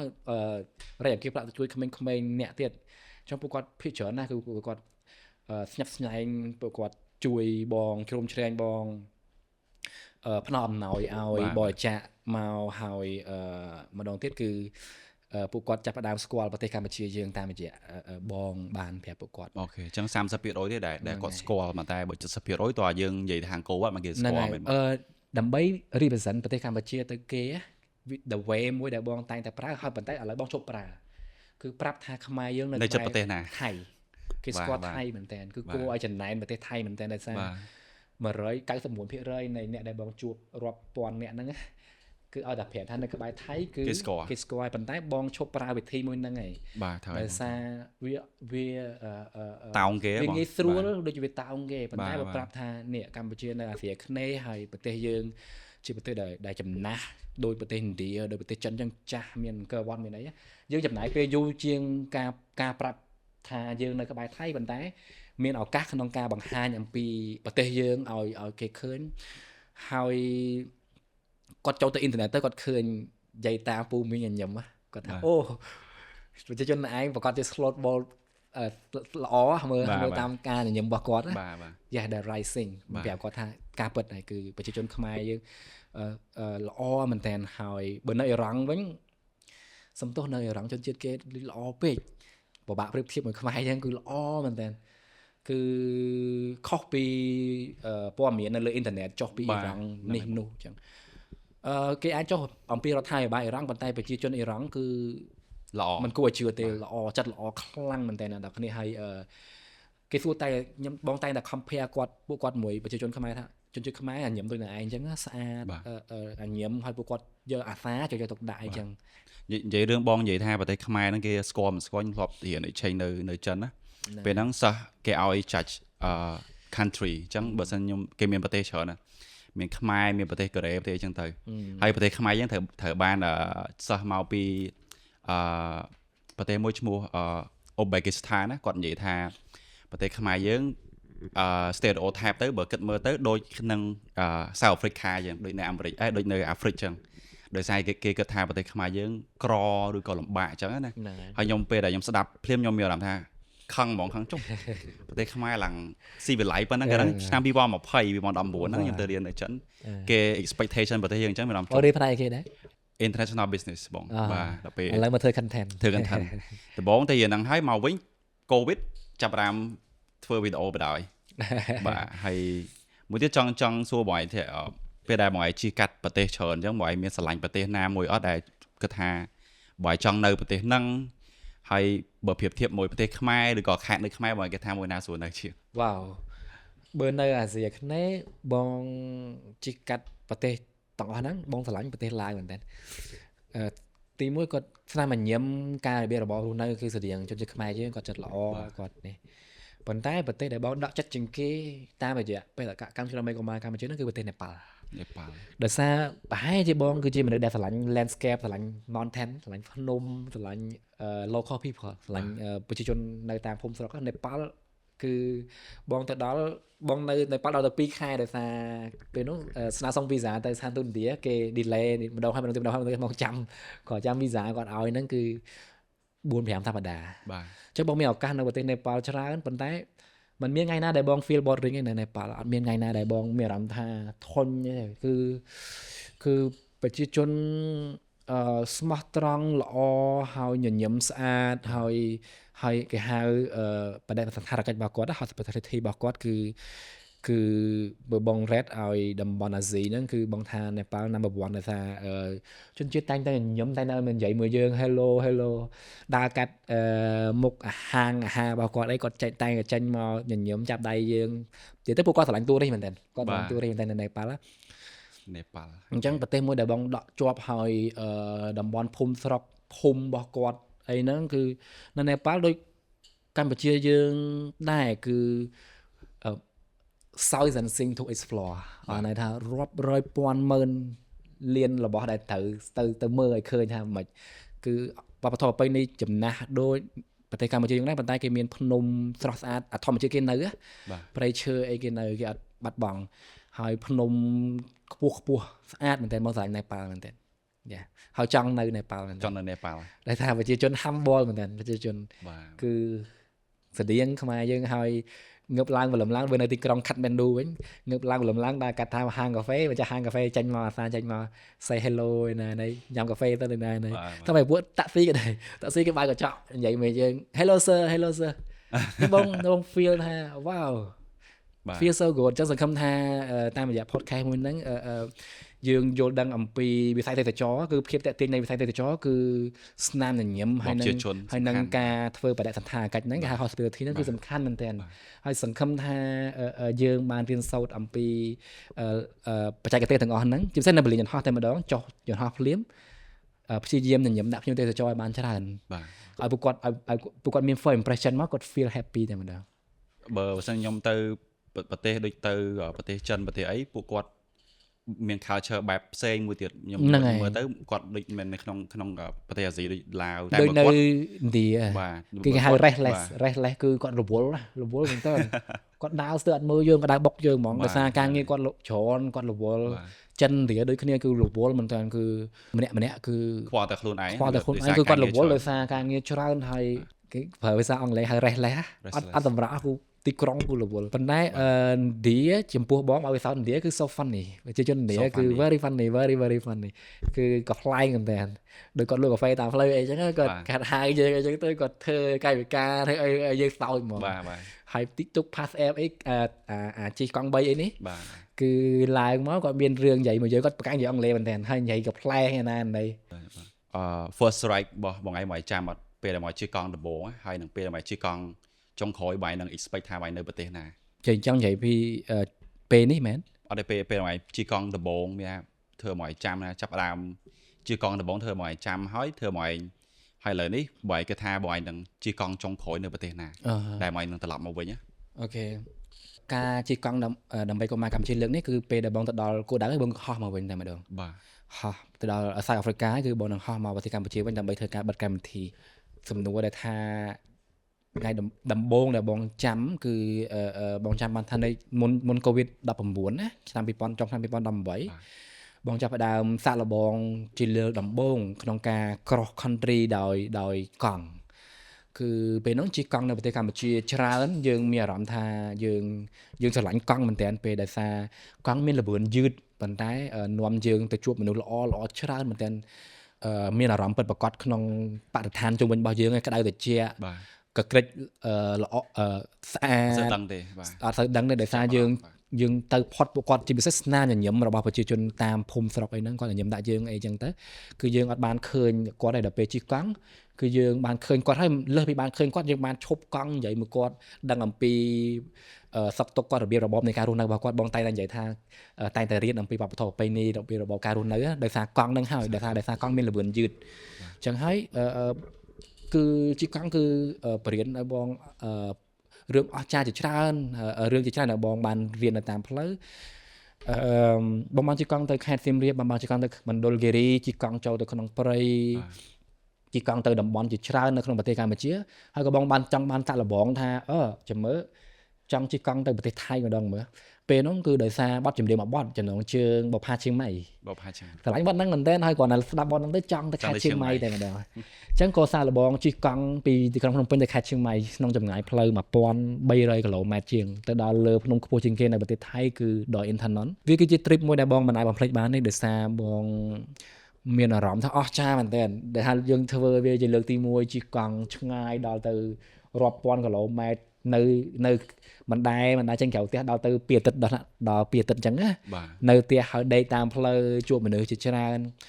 អញ្ចឹងពេលហ្នឹងបងចាប់ផ្ដើមកាន់តែរកឃើញថានេះរបស់ហ្នឹងជារបស់ដែលខ្ញុំមានសេចក្តីសុខបំផុតនៅពេលដែលខ្ញុំធ្វើវាបាទចឹងហើយបងដឹងហ្មងថាការធ្វើដំណើរផ្លូវឆ្ងាយមិនតែកង់ទេគឺការធ្វើដំណើរផ្លូវឆ្ងាយហើយជួបមនុស្សថ្មីរៀនសូត្រអំពីពួកគាត់គឺចំណងចំណូលចិត្តរបស់បងតែម្ដងគឺនៅពេលបងធ្វើបង feel full happiness តែម្ដងគឺមានសេចក្តីសុខខ្ពស់មែនតើហ្នឹងហើយនេះគឺជា trip ដែលបងអត់ដែលបំភ្លេចបានគឺ trip ដំបូងដែលបងឆ្លងប្រទេសទៅកាន់ខេត្តឈៀងម៉ៃចង់មានថាមូលហេតុដែលបងជ្រើសយកកង់មិនមែនម៉ូតូដោយសារតែយើងជិះទៅយើងអាច enjoy life ជួបមនុស្សតាមផ្លូវហើយយើងជារៀងរាល់ថ្ងៃយើងបានរៀនរបស់ថ្មីរហូតហើយរបស់ខ្លះគឺវាមានសារៈសំខាន់ក្នុងការយកមកអនុវត្តក្នុងជីវិតជាក់ស្ដែងរបស់យើងមែនតើពេលខ្លះយើងជួបរបស់មួយដែលអានេះជាចំនួននេះចង់ធ្វើចំនួនហ្នឹងខែអនាគតអីចឹងតែចុះបងពេលបងជិះកង់អញ្ចឹងបងជិះល្បឿនប្រហែលគីឡូនៅក្នុង1ម៉ោងកាន់តែយឺតកាន់តែល្អវិញបាទ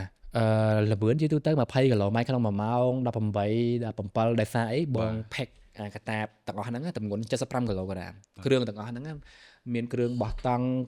សម្លៀកបំពាក់គ្រឿងអេឡិចត្រូនិកកាមេរ៉ាថតនិងអាហារបម្រុងហើយនិងគ្រឿងជួសជុលកង់និងគ្រឿងសម្ភារៈផ្សេងៗហ្នឹងដែលបំពាក់ចូលទៅក្នុងកង់ដាក់កាតាបហ្នឹងហើយដាក់ជាចុង75គីឡូក្រាមអញ្ចឹងជិះលឿនអត់បានទេជិះលឿនអត់កើតល្បឿនបើអត់ឡើងអត់ចុះភ្នំទេល្បឿនអាចត្រឹម20គីឡូម៉ែត្រទៅ22 23អីហ្នឹងតែបទពិសោធន៍នៃការធ្វើដំណើរដោយកង់អញ្ចឹងយើង every hour every minute របស់យើង count មកគឺមានតម្លៃបើថាយើងជិះមួយមែនប៉ុន្តែយើងលាវ every moment តែម្ដងគ្រប់នាទីគ្រប់ម៉ោងគឺយើង every second គឺយើង rely យើង alive មកយើង feel awake គ្រប់ពេលយើង feel យើងមានអារម្មណ៍ថាយើងគ្រប់នាទីគឺវាអត់ rest វាអត់មួយស្ពឹកសពុនទេគឺយើងខួរក្បាលយើងដើរគ្រប់ពេលយើងគិត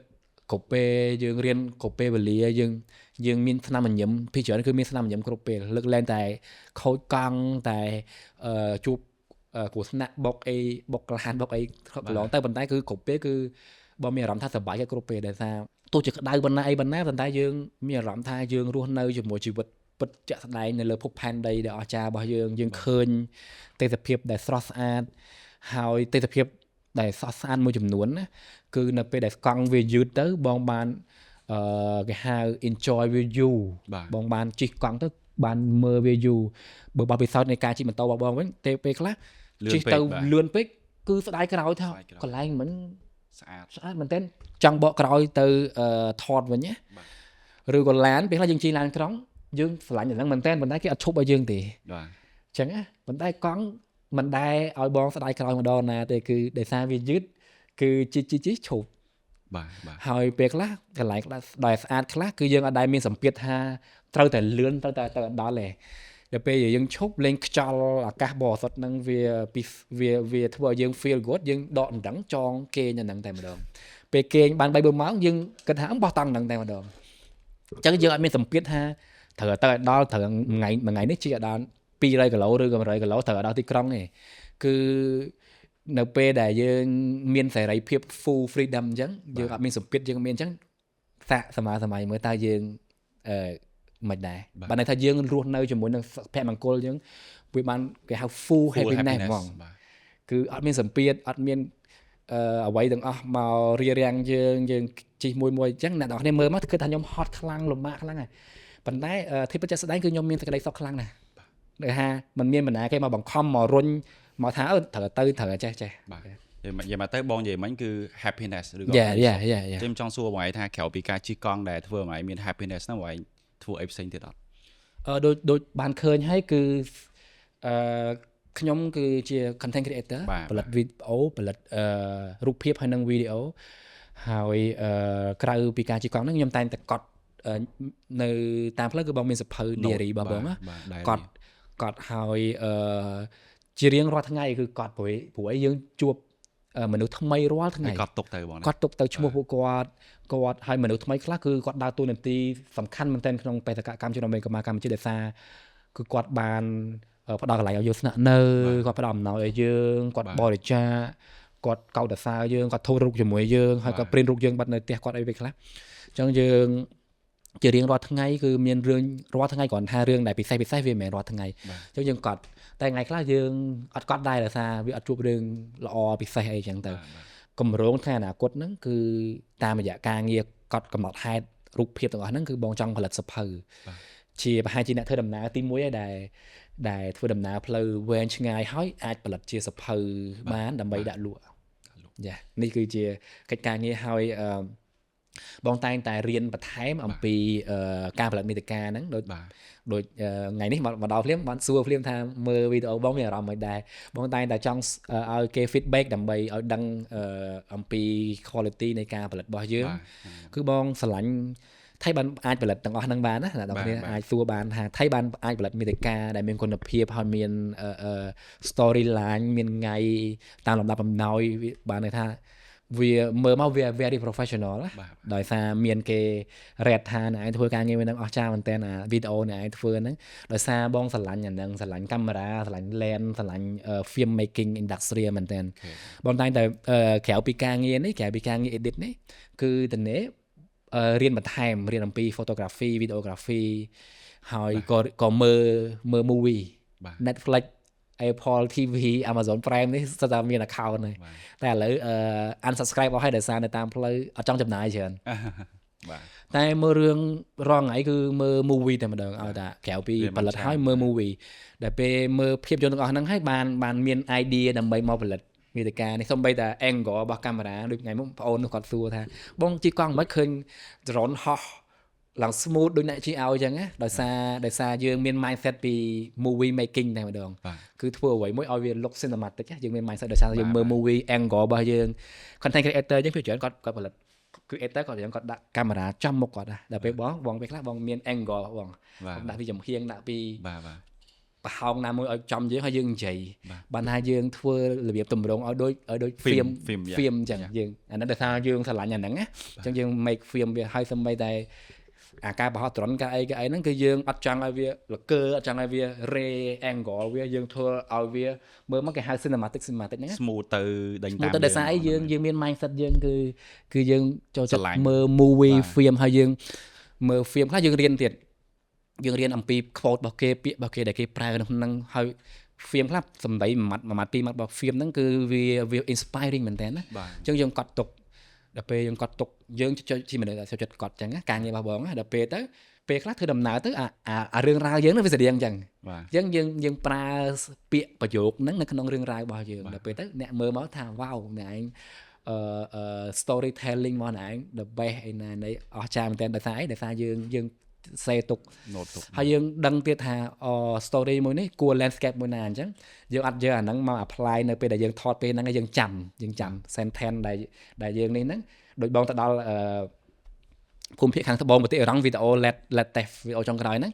បងឃើញ landscape អីហ្នឹងតាមពិត story របស់បងមានហើយបងសរសេរ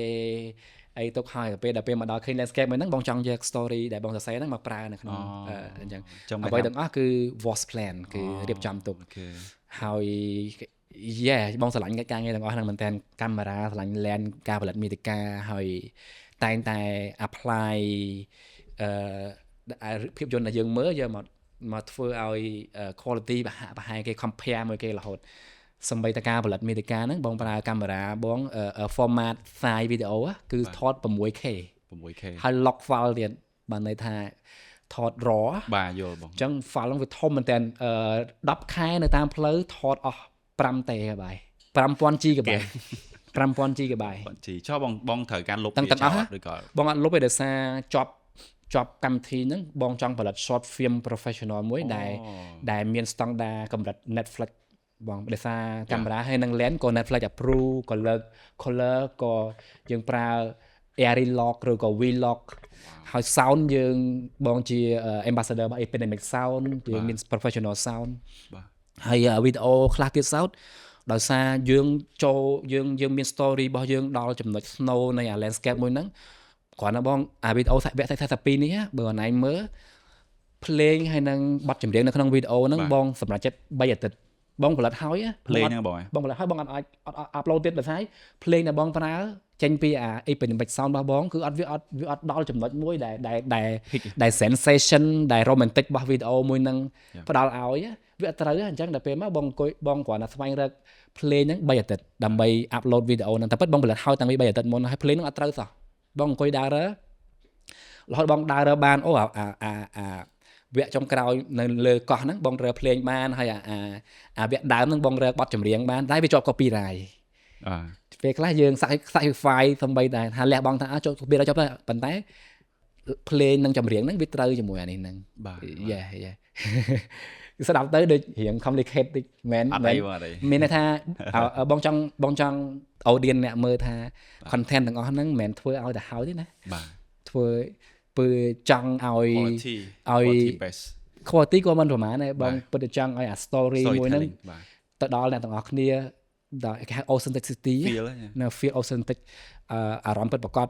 គឺអញ្ចឹងគឺដោយសារស្រឡាញ់វាមែនតើចង់ធ្វើវាឲ្យដល់ចំណុចមួយហ្នឹងអញ្ចឹងមិនស្ដាប់បងខ្ញុំមានអារម្មណ៍ interesting ខ្លាំងមែនតើបងនិយាយរឿងចង់ produce Netflix series ទៀតចុងហ្នឹងហើយសាហាវអញ្ចឹងមានតែហ្នឹងហើយវីដេអូនៅលើ YouTube យើងមើលនេះគ្រាន់តែ trailer ទេ trailer ទៀតហ្នឹងអាចចេញនៅក្នុង Netflix មកទៀត full series ហ្នឹងហើយ footage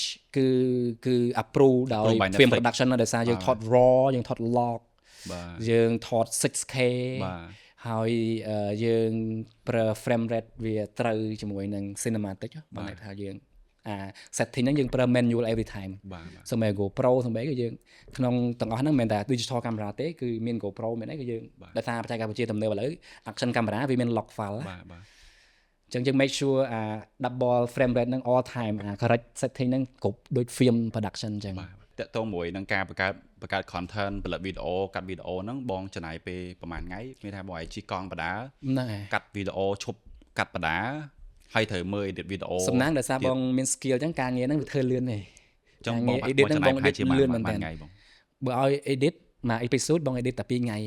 ទេឬក៏1ថ្ងៃឬក៏បងត្រូវឈប់សិនឬក៏ជីបដាណាជីបដាពេលខ្លះញ៉ាំបាយបើយើង feel good ញ៉ាំបាយហើយយើងដក MacBook មកយើងអង្គុយធ្វើពីច្រើនគឺបងធ្វើមុនគេគឺ storytelling មួយ episode ដែលបងចង់ធ្វើហ្នឹងបងតែសរសេរអ្វីដែលបងចង់និយាយព្រោះយើងនិយាយនៅក្នុងវីដេអូគឺនិយាយផ្ទាល់ប៉ុន្តែអា voice over ពីទេសភាពអញ្ចឹងហើយអារបស់ទាំងអស់ហ្នឹងវាទាមទារឲ្យយើងមានសភៅហើយនឹងបិចនៅក្នុងដៃដើម្បីឲ្យជីដល់ line landscape ស្អាតហ្នឹងកត់ទុកថា landscape មួយនេះ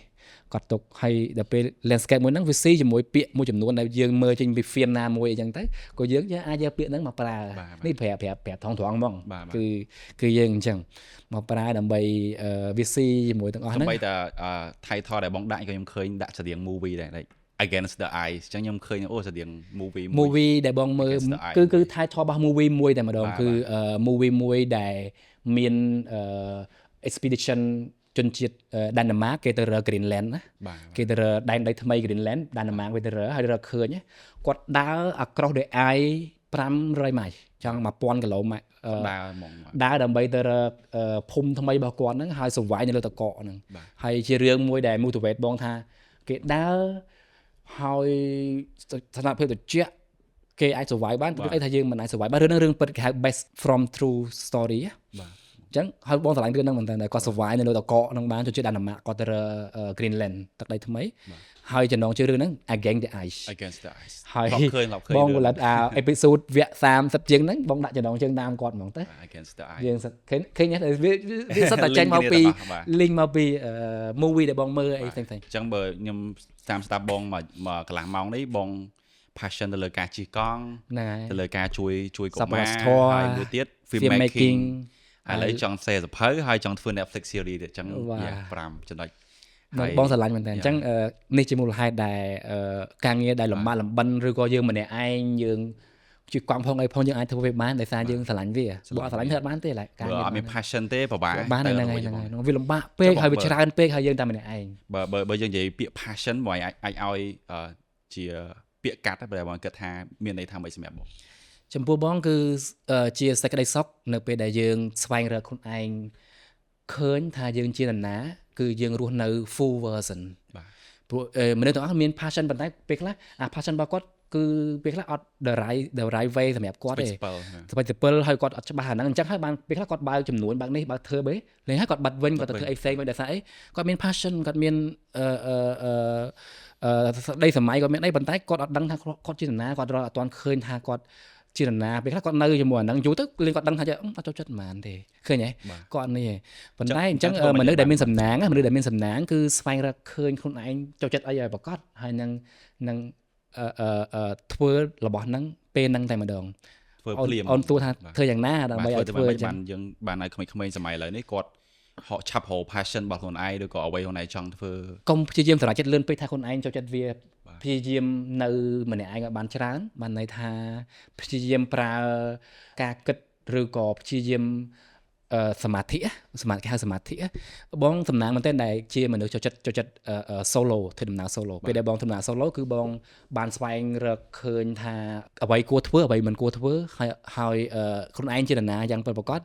ហើយយើងសម្គាល់ឃើញថាពេលខ្លះយើងធ្វើការងារមួយនេះឧទាហរណ៍ដូចពួកបងអូនចឹងធ្វើការងារនៅក្នុង studio ធ្វើអីប៉ុន្តែបងអូនត្រូវសម្គាល់ឃើញថាតើអ្វីមួយដែលធ្វើឲ្យបងអូនញញឹមច្រើនជាងគេថ្ងៃហ្នឹងពេលខ្លះទៅហាងកាហ្វេជួបមនុស្សពេលខ្លះទៅមើល movie ពេលខ្លះទៅជួបក្រាស់ជួបអីផ្សេងឬក៏ឆុងកាហ្វេធ្វើអីផ្សេងប៉ុន្តែយើងត្រូវសម្គាល់ខ្លួនឯងថាតើអ្វីមួយឬក៏របស់ដែលយើងធ្វើជាប្រចាំថ្ងៃនេះថាអារបស់ណាដែលធ្វើទៅយើងញញឹមច្រើនពេលហ្នឹងណាយើងញញឹមច្រើនយើងកត់ទុកសម្គាល់ថាហ្នឹងហើយដល់ពេលកត់ទុកបានច្រើនយើងចាប់ផ្ដើមឃើញរូបភាពថាអានេះ1 2 3 4 5នេះឲ្យតែធ្វើវាទៅញញឹមហើយយើងចាប់ផ្ដើមរកឃើញទៀតថាអាណាមួយដែល feel លើសពីញញឹមទៀតដែល feel proud feel អីហើយរហូតដល់យើងរកឃើញថារបស់ណាមួយដែលធ្វើឲ្យយើងងើបពីព្រលឹមបានន័យថាពេលខ្លះយើងរបស់ហ្នឹងយើងចូលចិត្តហើយប៉ុន្តែបើវាអត់ priority ទៀតចូលចិត្តចាំធ្វើវាល្ងាចនេះក៏បានអីក៏បានដែរប៉ុន្តែរបស់ខ្លះគឺយើងបានធ្វើវាពីល្ងាចហើយយើង motivate ឲ្យយើងងើបម៉ោង5ម៉ោង4កន្លះដើម្បីរៀបចំធ្វើវាទៀតរបស់ទាំងអស់ហ្នឹងគឺយើងគួរដឹងខ្លួនឯងហើយវាកើតចេញពីការកត់សម្គាល់ ហើយដើម្បីកត់សម្គាល់ទាំងអស់ហ្នឹងបានតើយើងនៅម្នាក់ឯងឲ្យបានច្រើនជាពិសេសការធ្វើដំណើរបានច្រើនទៅសៀមរាបទៅបោះតង់ទៅការីរំឬទៅអរ៉ែងទៅអីទៅហើយយើងព្យាយាមនៅកន្លែងដែលអត់មានសំឡេងណាកុំឲ្យមានសំឡេងណាមួយមក interrupt យើងពេលហ្នឹងហើយយើងនឹងឮសំឡេងមួយចំនួនចេញពី inner mind គេហៅ inner mind របស់យើងចេញមកថាប្រាប់យើងអូនេះរបស់នេះគឺចង់ធ្វើហើយយើងនឹងមានការស្ដាយក្រោយពីមុនដែលយើងអត់ចង់ធ្វើឡើយនេះចង់អត់បានដូចថាចង់អរគុណគាត់អ្នកមានគុណតែយើងអត់បានធ្វើអីចឹងវាចាញ់មកពេលហ្នឹងពេលដែលយើងនៅម្នាក់ឯងនៅមានសមាធិនៅកន្លែងមួយដែលយើងចាប់ដើម realize ខ្លួនឯងថាអូពេលហ្នឹងហើយបានយើងអាចរកឃើញថាយើងចង់ធ្វើអ្វីមួយឲ្យប្រកបហើយអ្វីមួយហើយព្យាយាមដូចបងនិយាយមិញអញ្ចឹងព្យាយាមកត់សម្គាល់ថាថ្ងៃខ្លះយើងមួម៉ៅយើងថ្ងៃខ្លះយើងញញឹមច្រើនប៉ុន្តែពិសេសថ្ងៃដែលយើងសប្បាយចិត្តរឿងញញឹមហ្នឹងក៏សម្គាល់ថាអ្វីមួយធ្វើឲ្យយើងអញ្ចឹងយើងគួរកត់ទុកអីដែរអញ្ចឹងយើងនឹងរកឃើញហើយពេលហ្នឹងយើងនឹងរកឃើញថាវ៉ាវយើងចូលចិត្តហ្គីតាយើងចូលចិត្តធ្វើដំណើរប៉ុន្តែអ្នកនរគ្នាទោះជាអ្នកនរគ្នាចូលចិត្តធ្វើចូលចិត្តហ្គីតាចូលចិត្តcontent ចូលចិត្ត electronic device ចូលចិត្តអ្វីក៏ដោយកុំបោះបង់ការធ្វើដំណើរវាគឺជាផ្នែកមួយនៃការអប់រំ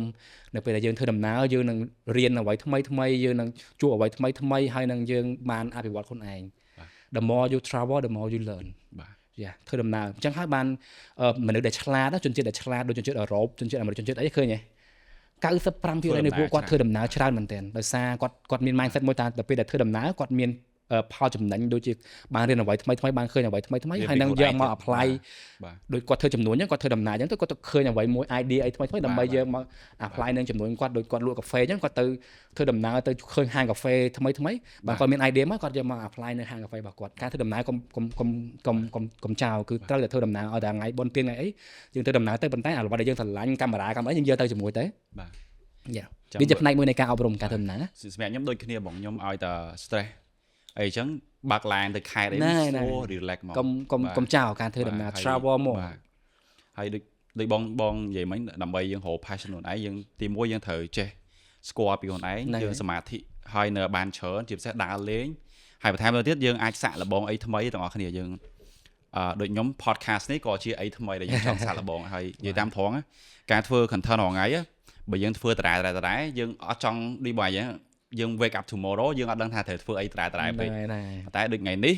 ខ្ញុំដឹងថាខ្ញុំថត podcast ជាមួយនឹងបងរិទ្ធគឺខ្ញុំមានអារម្មណ៍ថា excited ហ្មងផឹកឡើងក្រោកមកតើបានបាយផឹកតែមកអង្គុយនៅនេះជជែកមួយបងសប្បាយនិយាយទៅការធ្វើអីដែលខ្លួនឯងស្រឡាញ់វាមានអារម្មណ៍ថាវាធម្មពលនឹងចេញមកពីណាមានអារម្មណ៍ជុំវិញខ្លួនយើងចេញមកត្រូវតែរកឲ្យឃើញរបស់មួយឬក៏នរណាម្នាក់ក៏បានដែរថាធ្វើឲ្យយើងងើបពីព្រលឹមបានតែធ្វើឲ្យយើងងើបពីព្រលឹមដើម្បីរងចាំធ្វើវាតែម្ដងហើយបើរកឃើញហើយកុំចោលរបស់ហ្នឹងដោយសាររបស់ហ្នឹងហើ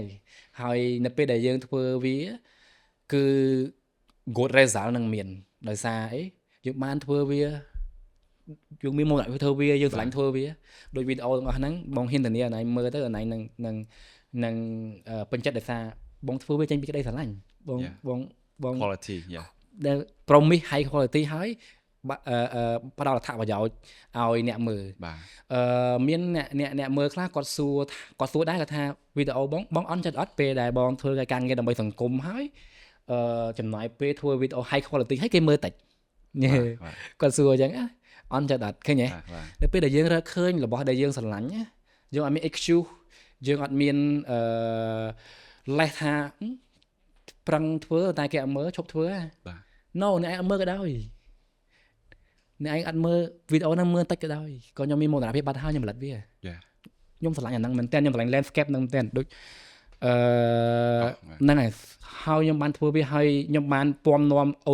ប្រាប់ audience ខ្ញុំអំពីអារម្មណ៍ដ៏អស្ចារ្យអំពីភាពស្រស់ស្អាតនៃធម្មជាតិអញ្ចឹងទោះជាវា view តិចក៏ដោយវាអត់មានប៉ះពាល់ឬក៏អាចឲ្យខ្ញុំបាក់ទឹកចិត្តដែរពីច្រើន content creator យើងពេលខ្លះគាត់បាក់ទឹកចិត្តពេលគេអត់សូវមើលច្រើនដោយសារហ្នឹងហើយបានឲ្យគាត់រកមើលថា content ហ្នឹងគាត់ពិតជាចង់ធ្វើអត់បើគាត់ពិតជាស្រឡាញ់ធ្វើវាមែនមិនបាច់មានអ្នកមើលសើតែផលិតមកដើម្បីខ្លួនឯងមើលក៏ប្រោបបាត់ទៅហើយឬក៏ផលិតមកដើម្បីឲ្យតែបងប្អូនយើងមើលក៏ប្រោបបាត់ទៅហើយអញ្ចឹងវីដេអូរបស់ខ្ញុំចេះសំណាងគឺមានអ្នកមើលដល់ទៅរាប់លានណាវីដេអូខ្លះដល់2 3លានម៉ឺនប៉ុន្តែវីដេអូខ្លះក៏អត់មានអ្នកមើលប៉ុន្តែដោយសេចក្តីស្មោះត្រង់គឺ ខ្ញុំអត់ focus ទៅលើ like share view ទេអ្នកនរគ្នាគឺpriority គឺធ្វើយ៉ាងណារកអង្គាសប្រាក់តែជួយកុមារទី2គឺបានពំនាំស្នាមញញឹមអត្ថប្រយោជន៍និងភាពស្រស់ស្អាតអស្ចារ្យនៃធម្មជាតិដែលខ្ញុំបានថតហ្នឹងទៅឲ្យអ្នកនរគ្នាបានឃើញថា wow អស្ចារ្យមែនទែនហ្នឹងហើយនឹង motivate ឲ្យអ្នកនរគ្នាធ្វើរឿងលើកស្ទួយវិស័យទេសចរណ៍នៅប្រទេសកម្ពុជាយើងផងដែរគឺអត់មានពាក្យថាបាក់ទឹកចិត្តទេគឺខ្ញុំមោទនភាពបាត់ទៅហើយពេលដែលខ្ញុំផលិតវារួចរាល់បាទអញ្ចឹងទោះជាមើលតិចឬមើលច្រើនគឺมันមានរឿងនឹងកាត់ឡើងទេនេះគឺជាបច្ចេកទេសមួយទៀតដែរដែលប្រហែលថារកឲ្យឃើញថាយើងពិតជាចូលចិត្តវាអញ្ចឹងយើងអត់បោះចង់អត់ give up វា early ឬក៏ងាយស្រួលបោះបង់វាទេបាទចុះបងនិយាយមិញពាក់ព័ន្ធមួយនឹង give up ទោះបីជាមិនមាន passion មានអីខ្លាំងក្លាប៉ុណ្ណាក៏ដោយខ្ញុំជឿថាដំណើរ10000គីឡូនេះប្រកាសជាមានថ្ងៃមួយដែលមកគិតថាបោះបង់តើបើឲ្យពេលហ្នឹងបើឯងជួបអីគេបានបោះបង់ហើយមូលហេតុអីបានមកទៅមុខទៀតបានអញ្ចឹងយ៉ាទោះជាយើងខ្លាំងប៉ុណ្ណាក៏ដោយយើងបកកែប៉ុណ្ណាក៏ដោយតែនៅតែមានថ្ងៃដែលយើងសពឹកសពន់បាត់បង់កម្លាំងចិត្តឬក៏ស្ទើរតែអស់សង្ឃឹមដោយសារដោយសេចក្តីស្មោះត្រង់វាខ្លះយើងខិតខំប្រឹងប្រែងខ្លាំងពេកតែលទ្ធផលមកវិញវាអត់បានតាមចិត្តយើងដូចថាយើងប្រឹងខិតខំណាស់បថុយជីវិតធ្វើដំណើរផ្លូវឆ្ងាយថតជាមួយនឹង passion នាំទេសភាពអស្ចារ្យប៉ុន្តែថវិកាបរិច្ចាគមកពេលខ្លះតាច់អីចឹងទៅយើង feel tired មកប៉ុន្តែអារម្មណ៍ដែលថាធ្វើឲ្យយើង give up ទាំងអស់ហ្នឹងគឺវាមិនធំជាងទឹកចិត្តរបស់យើងណាគឺយើងមានថ្ងៃខ្លះហើយថ្ងៃខ្លះទៅគឺនឹកផ្ទះកដោយកដែងអត់មានអ្នកលើកទឹកចិត្តអត់មានអីព្រោះយើងធ្វើដំណើរ solo ក៏ចង់ give up ចង់អីប៉ុន្តែនៅតែប្រាប់ខ្លួនឯងថាជាចំហរបស់យុវជនយើងចង់ធ្វើឲ្យយុវជនឃើញថាឲ្យពួកគាត់ឃើញថាជនជាតិយើងមិនអន់ទេយើងអស្ចារ្យយើងថ្ងៃដូចបងនិយាយដើម podcast ហ្នឹងអញ្ចឹងគឺលើសពីការរៃអង្គាសប្រាក់គឺយើងចង់ឲ្យយុវជនខ្មែរដឹងអំពីសារៈសំខាន់នៃការចូលរួមចំណែកជួយដល់មន្ទីរពេទ្យដល់កុមារធ្វើកិច្ចការងារសប្បុរសធម៌គឺនៅតែផ្ដល់កម្លាំងចិត្តឲ្យខ្លួនឯងងើបឡើងទៅមុខរហូតទោះជាមានរឿងអីក៏ឡើងក៏ដោយប៉ុន្តែនៅតាមផ្លូវដែលវែងឆ្ងាយមួយហ្នឹងគឺមានច្រើនថ្ងៃណាស់ដែលបងតែងថាអូហត់ណាស់ចង់ឈប់ប៉ុន្តែឈប់ហ្នឹងគឺមិនមែនឈប់រហូតទេមិនឈប់របៀបថាសុំចាក់សម្រាប់ឈប់សិនទុក 3-4 ថ្ងៃសិនឲ្យវាrecover វិញបន្តដំណើរទៅមុខទៀតគឺมันមានពាក្យថានឹង give up ទេតើតែលើកឧទាហរណ៍បើបាត់បង់ជីវិតអីតែម្ដងអាហ្នឹងមិនទៅទេតែបើនៅមានដង្ហើមគឺនៅតែទៅអញ្ចឹងលើកឧទាហរណ៍មួយទៀតគឺចុះបើចៅលួចកង់បាត់ចុះបើអីគេសួរសំណួរគេសួរតើអ្នកឯងនឹងទៅមុខទៀតអត់ខ្ញុំនិយាយថាអត់មានអ្វីមួយដែលថាมันអាចទៅមុខបានទេនៅតែអាចទៅមុខបានហ្នឹងដូចចៅលួចកង់បាត់នៅតែដើរសុំឋានៈជនឲ្យជួយគ្រប់គ្រងដើម្បីទិញកង់ថ្មីបន្តដំណើរទៅមុខទៀតអញ្ចឹងទៅទិញបាត់កង់ប្រទេសណាទិញកង់ប្រទេសហ្នឹងឲ្យតែខ្ញុំនៅមានដង្ហើមនៅមានជើង2ដើរគឺការងារហ្នឹងត្រូវតែចប់ដល់គោលដៅបងខ្ញុំធ្លាប់មានសំណួរក្មេងៗគាត់ធ្លាប់សួរដែរគាត់សួរថា passion ហើយនឹង money គាត់ចង់ដឹងថាតើយើងគិតបែបណាចំពោះរឿងមួយហ្នឹងហ៎បង dream passion ឬ dream ហើយនឹង money នឹងលុយសំណួររសើបបន្តិចចំពោះ my side ខាងផ្នែកខ្ញុំការគិតរបស់ខ្ញុំវិញចំពោះអ្នកទាំងអស់គ្នាខ្ញុំអត់ដឹងទេចំពោះការគិតរបស់ខ្ញុំវិញគឺមានសារៈសំខាន់ទាំងពីរប៉ុន្តែចំពោះសង្គមយើងវិញបងមើលណាសង្គមយើងវិញគេឲ្យតម្លៃទៅលើលុយច្រើនមែនតើគេឲ្យតម្លៃទៅលើ material ទៅលើលុយធំមែនតើប៉ុន្តែចំពោះសង្គមដែលអ្នកមានការអប់រំខ្ពស់គេឲ្យតម្លៃទៅលើការខិតខំប្រឹងប្រែងទៅលើតម្លៃទៅលើខ្លួនឯងមុននឹងលុយហើយនៅពេលដែលយើងមានpassion យើងមានភាពវៃឆ្លាតយើងមានសក្តីសម័យពិតប្រាកដយើងងាយស្រួលទៅរកលុយទេប៉ុន្តែនៅពេលដែលយើងមានតែលុយយើងងាយស្រួលនឹងបាត់បង់ណាស់យើងងាយស្រួលនឹងបាត់វាណាស់ហើយបើយើងលើកឧទាហរណ៍នៅក្នុងសង្គមយើងឃើញហើយមានងារជាអុកញ៉ាឬក៏មានងារធំប៉ុន្តែពួកគាត់តែងតែមានបញ្ហាគ្រួសារបញ្ហាជីវិតអញ្ចឹងចង់ប្រាប់ពួកគាត់ទៅវិញថាមិនមែនមានលុយគឺមានអ្វីទាំងអស់ឬក៏មានតែក្តីសុខទេអាភាពសប្បាយរីករាយជីវិត daily ប្រចាំថ្ងៃរបស់គាត់ពេលខ្លះចាញ់បងផងគឺព្រោះបងរស់នៅជាមួយនឹងស្នាមញញឹមស្ទើរតែ24ម៉ោងហ្នឹងបងញញឹមចង់20ម៉ោងបាត់ហើយពេលខ្លះទៅហាងកាហ្វេជួបគេញញឹមសប្បាយ ហើយបងមិនសូវមានលុយច្រើនទេនិយាយតាមត្រង់ទៅអញ្ចឹងឃើញទេតើមួយណាសំខាន់ជាងបើ my side សំខាន់ទាំងពីរប៉ុន្តែបើសំខាន់ជាងគឺខ្លួនឯងសំខាន់ជាងគឺអា passion ហ្នឹងអាការធ្វើរបស់ដែលយើងចង់ធ្វើរបស់ដែលយើងក្តីសម័យរបស់យើងហ្នឹងសំខាន់ជាងហើយនៅពេលជឿចាស់នៅពេលដែលយើងបានរកឃើញវាពិតប្រាកដខ្លាចតែអ្នកនរគ្នារកឃើញមិនពិតប្រាកដទេអ្នកនរគ្នានឹងធ្វើវាបានលទ្ធផលល្អមែនទែនហើយនៅពេលដែលយើងមានការងារយើងបានលទ្ធផលល្អយើងនឹងអាចបង្កើតលុយនឹងបាននឹងអាចដើររកលុយនឹងបានបាទអញ្ចឹងបងគិតថា passion ហ្នឹងវាធំជាងមិននេះហ្នឹងហើយបាទហើយកិច្ចការងារទាំងអស់នេះទៀតសោតគឺរូបភាពខ្លះបងតែងតែផ្ញើសារទៅដែររូបភាពខ្លះបងប្រាប់បងអាសានិយាយភាសាថា this landscape money can buy money cannot buy បានន័យថាទោះជាណាឯងមានលុយក៏ដោយប៉ុន្តែ landscape មួយហ្នឹងណៃទិញអត់បានទេទោះតែណៃមាន passion ដូចខ្ញុំជិះកង់មកដល់កន្លែងហ្នឹងដេកកន្លែងហ្នឹងផ្ដោតស្នាមញញឹមបង្កើតរូបភាពមួយហ្នឹងទើបអាចបានមានមនុស្សច្រើនណាស់ដែលមានលុយមិនអាចទិញរបស់ហ្នឹងបានគាត់របស់នេះយើងត្រូវ travel ប៉ុន្តែរបស់ហ្នឹងអាចទិញលុយបានលោកឧទាហរណ៍ជាក់ស្ដែងរបស់ហ្នឹងអាចបង្កើតលុយបានដល់ទៅ$100,000ទៅជួយក្មេងកុមារកម្ពុជាឃើញអត់តែបើសម្រាប់ខ្ញុំគិតថាបងឥឡូវនេះ passion and money ខ្ញុំគិតថាអត់ធំទេបង mission ធំសម្រាប់បងតែបង mission តើមាន passion ហ្នឹងហើយបានអាចទៅធ្វើ mission ហ្នឹងបានហ្នឹងហើយបាទបងប៉ុន្តែម្ដងទៀតគឺថាវិការលុយគឺមានសារៈសំខាន់ណាស់បាទគឺលុយត្រូវមានសារៈសំខាន់ណាស់ដល់គ្នាបកកែប៉ុណ្ណាក៏ដោយប៉ុន្តែត្រូវ transform អាជំនាញរបស់យើងភាពបកកែរបស់យើងហ្នឹងទៅធ្វើយ៉ាងណាបង្កើតលុយដោយពួកបងប្អូនអញ្ចឹងមានជំនាញមានអីកម្មដែរតែធ្វើយ៉ាងណាដើម្បីយើង build វាជា business បង្កើតលុយបាទទោះតែយើងមានប្រព័ន្ធហ្នឹងមានបង្កើតលុយបានយើងអាចធ្វើវាឲ្យ sustainable បាទបងអញ្ចឹងបងធ្វើអញ្ចឹងប៉ុន្តែបងតែងតែផ្ញើសារប្រាប់ថាអត់ sustainable ទេបាទការទៅសុំគេឲ្យគេជួយយើងគឺអត់ sustainable ទេហើយបងតែងតែផ្ញើសារប្រាប់ពួកគាត់ថាបងជឿជាក់ថាចំនួននេះមានយុវជនដូចបងដូចសាយដូចអីគាត់រត់ដើម្បីកុមារកម្ពុជាដើម្បីអីប៉ុន្តែ vision របស់យើងរបស់ដែលយើងមើលឃើញយើងមិនទៅជួយកុមារកម្ពុជាប៉ុន្តែយើងមិនចង់ឲ្យកុមារកម្ពុជាហ្នឹងសង្គ្រោះបើមន្ទីរពេទ្យធំឡើងមករត់ឬក៏ដើរដើម្បីកុមារទៀតទេជួយឲ្យគាត់មានភាព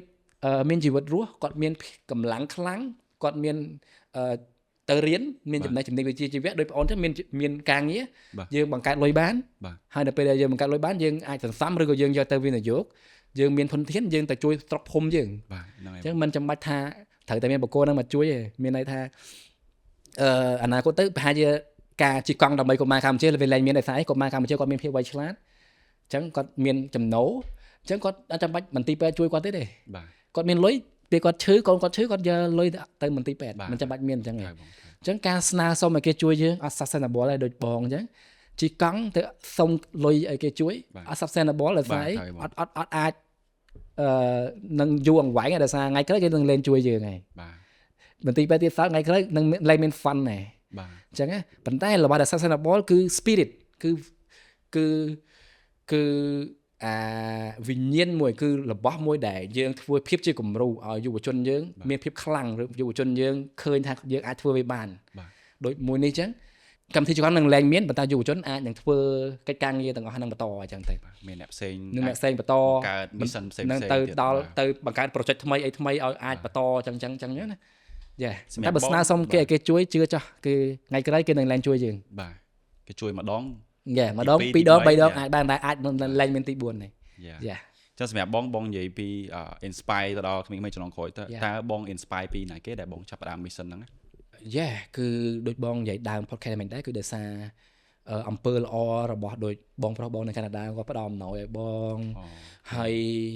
មនុស្សម្នាក់ដែលបងចង់ mention នៅក្នុង podcast ហ្នឹងគឺជាមិត្តភក្តិម្នាក់ដែលគាត់នៅឌូបៃនេះអូខេបាទគាត់គឺជាបុគ្គលម្នាក់ដែលបង្រៀនបង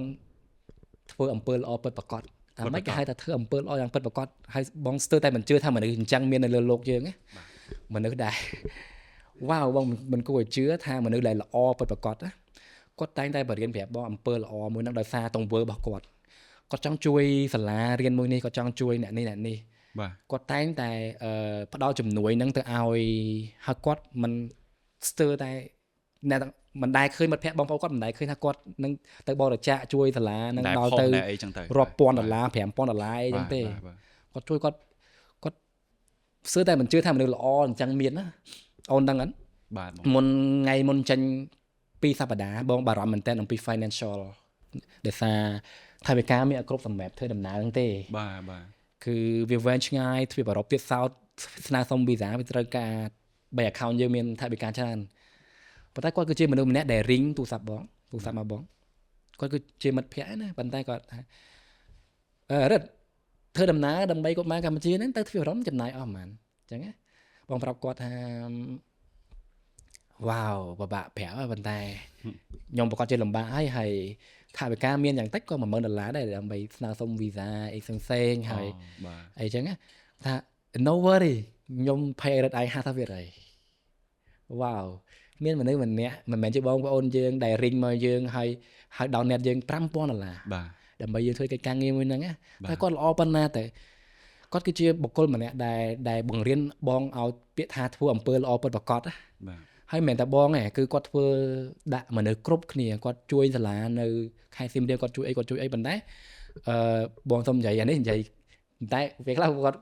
អាចអត់សប្បាយចិត្តនៅបងនិយាយប៉ុន្តែបងចង់និយាយអំពើល្អរបស់គាត់នៅក្នុង podcast ហ្នឹងគឺគាត់បានជួយសាលានេះជួយដល់នេះជួយដល់នោះប៉ុន្តែគាត់អត់ដែរបង្ហាញនេះទេអញ្ចឹងការធ្វើអំពើល្អរបស់គាត់ណាអញ្ចឹងបងហ៊ាននិយាយថានេះអ្នកធ្វើអំពើល្អរបស់គាត់នេះហ្នឹងមកគេហៅថាអ្នកធ្វើអំពើល្អពិតប្រាកដស្ទើរតែមិនចាំបាច់បញ្ចេញមកមិនចាំបាច់បង្ហាញតែគឺចង់ធ្វើអំពើល្អហ្នឹងតែម្ដង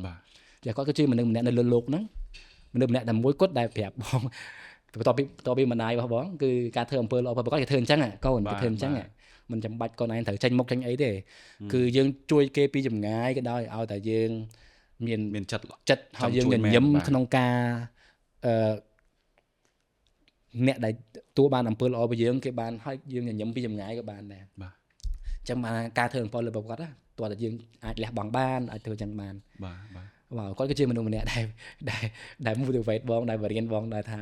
វ៉ាវធ្វើអំពើល្អធ្វើអញ្ចឹងធ្វើអំពើល្អគឺគេអត់សង្ឃបង្ហាញច្រើនហើយរឿងដែល motivate បងឲ្យធ្វើដំណើរឲ្យធ្វើអំពើល្អហ្នឹងដោយបងនិយាយមិនអញ្ចឹងដោយសារបងកើតនៅក្នុងគ្រួសារដែល environment បរិស្ថានបងសិតតែជាអ្នកធ្វើដោយម្ដាយបងអញ្ចឹងគាត់ជាពុទ្ធសាសនិកគាត់ទៅវត្តគាត់រាល់ថ្ងៃគាត់តែងតែរៀបអាហារដាក់មុខផ្ទះដើម្បីដាក់បាតលោកហើយគាត់បរៀនបងឲ្យដាក់បាតលោកឲ្យអីគឺគាត់ motivate បងឲ្យធ្វើអំពើល្អហ្នឹងតែម្ដងឲ្យយើងញញឹមឲ្យយើងកុំឲ្យតម្លៃទៅលើដូចអូននិយាយមិញ passion និង money កុំឲ្យតម្លៃទៅលើ material កុំឲ្យតម្លៃទៅលើលុយអីធំជាងស្នាមញញឹមធំជាងអំពើល្អពេលខ្លះអាហារធ្វើសល់ច្រើនពេកម្ដាយបងអាហារធ្វើសល់ច្រើនពេកអាហារពេលព្រឹកឬក៏ពេលល្ងាចអាហារល្អយប់ឡើងគាត់ខ្ចប់ឲ្យបងហើយពេលបងជីទៅសាលាគាត់ថាគាត់ប្រាប់កូនឯងយកបាយហ្នឹងតាមផ្លូវទៅសាលាហ្នឹងបើសិនជាមានសន្និសីទឬក៏មាននរណាម្នាក់មុខគាត់កំសត់ឬក៏អត់អីញ៉ាំជូនគាត់កូនជូនគាត់ដូចគាត់បរៀនយើងអញ្ចឹងហ្មងណាដល់ពេលជូនគាត់ទៅដឹងមិនអត់គាត់ញញឹមណាគាត់ញញឹមគាត់បានអាហារញ៉ាំគាត់អីចឹងណាអញ្ចឹងថ្ងៃហ្នឹងយើងអាស្នាមញញឹមហ្នឹងគឺ make my day ហ្មងអញ្ចឹងដល់ពេលហ្នឹងបងចូលចិត្តអញ្ចឹងមែនតើចូលចិត្ត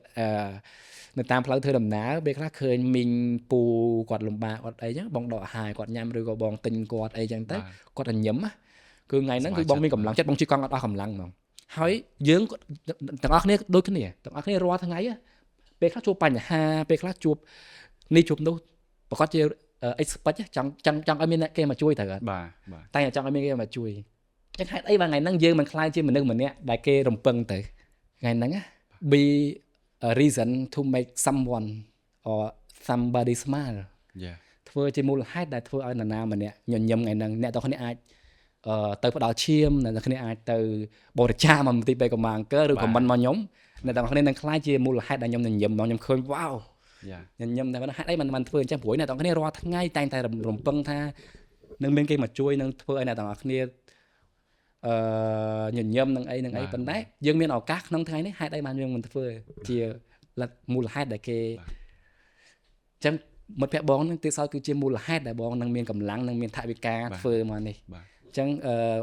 បន្ទាប់មកទៀតបងប្រកាសជាថ្ងៃក្រោយបងអាចចង់ធ្វើជាមូលហេតុជាបុគ្គលម្នាក់ដែលអាចធ្វើឲ្យមនុស្សនឹងធ្វើដោយបងនិយាយក្នុងដើម podcast មកអញ្ចឹងណាបើចប់ការងារនេះយ៉ាងហោចណាស់ក៏បងបើមានយុវជនដូចបង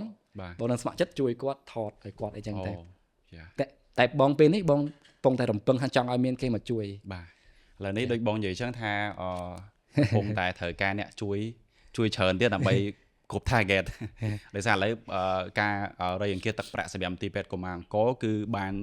ខ្ទង់តែ 11,000 ជាងទេអញ្ចឹង target របស់យើងគឺយក 25,000 ដែរបងអញ្ចឹងបងប្អូនបើសិនជាចង់ឲ្យបងរិទ្ធថ្ងៃនេះគាត់មានស្នាមញញឹមយើងអាចធ្វើការ like share វីដេអូនេះជាពិសេសគឺបរិច្ចាគយើងដាក់ account ធនាគារមន្ទីរពេទ្យនៅក្រោម podcast មួយហ្នឹងអ្នកនរគ្នាឃើញងាយស្រួលមែនតើគឺ account AFIDA ហើយចុច link មួយហ្នឹងទៅគឺនឹងចេញ QR code អាចយើង scan បានអូខេអញ្ចឹងមុននឹងចប់ podcast ខ្ញុំចង់ឲ្យបងនិយាយពី mission ចុងក្រោយរបស់បងតើបងនឹងទៅដល់ប្រទេសណាហើយបន្ទាប់ពីចប់ mission របស់បងតើបងនឹងធ្វើអីទៀតអញ្ចឹងណាចង់ដឹងពីជីវិតបងបន្ទាប់គម្រោងរបស់ខ្ញុំម្ដងទៀតអ្នកនរគ្នាគឺជិះពីប្រទេសកម្ពុជាទៅដល់ទ្វីបអឺរ៉ុបជាគោលដៅទី1ហើយមកដល់ពេលនេះគឺខ្ញុំជិះមកដល់តំបន់ Middle East តំបន់អារ៉ាប់គឺប្រទេសអារ៉ាប់រួម United Arab Emirates ទីក្រុងឌូបៃខ្ញុំហោះមកប្រទេសកម្ពុជាវិញគឺដោយសារមករៀបចំឯកសារស្នើសុំវីសាអញ្ចឹងខ្ញុំនឹងហោះទៅទីដើមវិញហើយខ្ញុំនឹងជិះទៅទ្វីបអឺរ៉ុបហើយនឹងបន្តដំណើរទៅតាមទ្វីបអាហ្វ្រិកខាងជើងដល់អាហ្វ្រិកខាងត្បូងគឺ South Africa អញ្ចឹងនឹងចំណាយពេលដល់ទៅមួយខែទៀតចន្លោះសុំទោសមួយឆ្នាំទៀតបាទហើយសង្ឃឹមថាអ្នកទាំងគ្នានៅតែចូលរួមគ្រប់គ្រងពួកយើងបរិច្ចាគថវិកាមកជួយដល់មូលនិធិជីវកម្មកុមារកម្ពុជាដើម្បីលើកទឹកចិត្តខ្ញុំឲ្យអាចបន្តដំណើរទៅមុខរហូតថវិកា 100% នៃការបរិច្ចាគរបស់អ្នកទាំងគ្នាសន្យាគឺនឹងជួយដល់កុមារកម្ពុជាជាច្រើននៅក្នុងមន្ទីរពេទ្យដល់ទៅ2គឺមន្ទីរពេទ្យកុមារអង្គរនិងមន្ទីរពេទ្យគុណទេពផាអូខេបាទអញ្ចឹងទាំងអស់គ្នាបើសិនជាបានមើលវីដេអូនេះដល់ចំណុចនេះហើយខ្ញុំជឿថាបងប្អូនប្រកាសជាបានដឹងពីខ្សែជីវិតបងជាពិសេស passion ហើយនឹងការស្រឡាញ់របស់បងទៅលើការជួយកុមារអង្គរហើយស្រឡាញ់ការជិះកង់ផ្សព្វផ្សាយប្រទេសកម្ពុជារបស់យើងទៀតគិតមើលទៅ30ប្រទេសគិតមើលទៅជួបតែមនុស្ស10នាក់20នាក់មកប្រទេសក៏យើងរាប់ឃើញនៅសល់ប្រទេសដល់ទៅជាង30ប្រទេសទៀតមកដល់ពេលនេះបងជិះបាន15ប្រទេសអូខេអញ្ចឹងគាត់និយាយមកទៅមិនមែនមានមនុស្សច្រើនទេដែលអាចធ្វើដូចបងរិទ្ធបានអញ្ចឹងខ្ញុំសង្ឃឹមថាទាំងអស់គ្នានឹងចូលរួមជួយរៃអង្គាសទឹកប្រាក់ឲ្យជាពិសេសអាចចូលក្នុង caption color នេះបានខ្ញុំនឹងដាក់ link ទីពេទ្យកុមារអង្គរហើយនឹងបងនេះអាចចូលរួមបរិច្ចាគបានហើយអញ្ចឹងបងជាចុងក្រោយបងមានអីចង់និយាយបងសូមអរគុណក្រុមការងារ Form Podcast ដែល invite បងមកថ្ងៃនេះអរគុណច្រើនមែនទែនហើយម្ដងទៀតគឺក៏សូមអរគុណដល់សាធារណជនអ្នកគាំទ្រកន្លងទៅដែលតែងតែលើកទឹកចិត្តខ្ញុំហើយបរិច្ចាគថវិកាពួកគាត់មិនបរិច្ចាគតាមមន្ទីរពេទ្យតែពេលខ្លះគាត់បរិច្ចាគមកខ្ញុំផងដែរគាត់ឆាតមកខ្ញុំគាត់ថាចង់បរិច្ចាគមកខ្ញុំដើម្បីឲ្យខ្ញុំញ៉ាំអាហារញ៉ាំអីហ្នឹងហើយជាពិសេសអ្នកគាំទ្រដែលទិញអាវយឺតដែលផ្ដល់ finance ឲ្យខ្ញុំមានកម្លាំងដើម្បីបន្តដំណើរទៅមុខរហូតសូមអរគុណមែនទែនអស់រយៈពេល11ខែមកនេះគឺទទួលបានការបរិច្ចាគរបស់អ្នកទាំងគ្នាច្រើនមែនទែនហើយលើកទឹកចិត្តច្រើនហើយថវិកាស្ដាប់ទៅដូចជាតិច$11,000បើគិតជាប្រាក់រៀលដូចជា500លានរៀលប៉ុន្តែអ្នកទាំងគ្នាគឺខ្ញុំបានមើលចុងក្រោយសូមនិយាយអាព័ត៌មានមួយហ្នឹងគឺខ្ញុំបានមើលរបាយការណ៍ថវិកាភាគច្រើនគឺថវិកាបានចេញមកពីថវិកាបន្តិចហ្នឹងគឺ$1 $2,000 រៀល$4,000 រៀលហើយមានរបាយការណ៍ខ្លះច្រើនមែនទែនគឺអត់មាន account ធនាគារទេលោកពូមីងយាយតាស្រុកនៅស្រុកស្រែចម្ការយើងអត់មាន account ធនាគារគាត់យកលុយ$2,000 រៀលមាន$4,000 រៀលមាន$10,000 រៀលច្រើនមែនទែនទៅវិញឬទៅ True Money យើងទៅឲ្យដើម្បីប្រាប់គេថាបរិច្ចាគមកនេះគិតមើលតើទឹកចិត្តគាត់ប៉ុណ្ណាទៅធំប៉ុណ្ណាទៅបើគាត់មានថវិកាច្រើនតើគាត់បរិច្ចាគប៉ុន្មានគាត់មានតែ$10,000ពីមាត់ពីកឬក៏$5,000 រៀលយកមកអាវិញមកឲ្យក្រុមហ៊ុនហ្នឹងផ្ញើចូល account ធនាគារមូលនិធិអញ្ចឹងទឹកចិត្តគាត់ទៅធំធេងមែនតើខ្ញុំមើលរបាយការណ៍ហ្នឹងខ្ញុំឡើងលេងលងទៅភ្នែកឡើងអូដាមកោះអញ្ចឹងសូមផ្ញើសារមួយនេះគឺបេះដូងរបស់ខ្ញុំម្ដងពីបាតនៃបេះដូងរបស់ខ្ញុំហ្នឹងគឺអរគុណដល់ពូមីងលោកយាយលោកតានិងអ្នកសាធារណជនអ្នកគាំទ្រទាំងអស់ដែលបានបរិច្ចាគថវិកាមកជួយកុមារកម្ពុជាតាមរយៈបេសកកម្មឆ្កឹងដើម្បីកម្ពុជាគឺអ្នកទាំងអស់គ្នាហ្នឹងហើយគឺជាមូលហេតុដែលធ្វើឲ្យខ្ញុំ នៅតែបន្តដំណើរទៅមុខរហូតបើទោះជាមានរឿងអ្វីកើតឡើងក៏ដោយទោះជាលំបាកយ៉ាងណាក៏ដោយដូចអ្នកនេះបានឃើញអញ្ចឹងគឺខ្ញុំមិនដែលរអ៊ូរទាំបន្តិចម្ដងបន្តិចណាសោះថាការងារហ្នឹងលំបាកទោះជាត្រូវហោះមកប្រទេសកម្ពុជាវិញ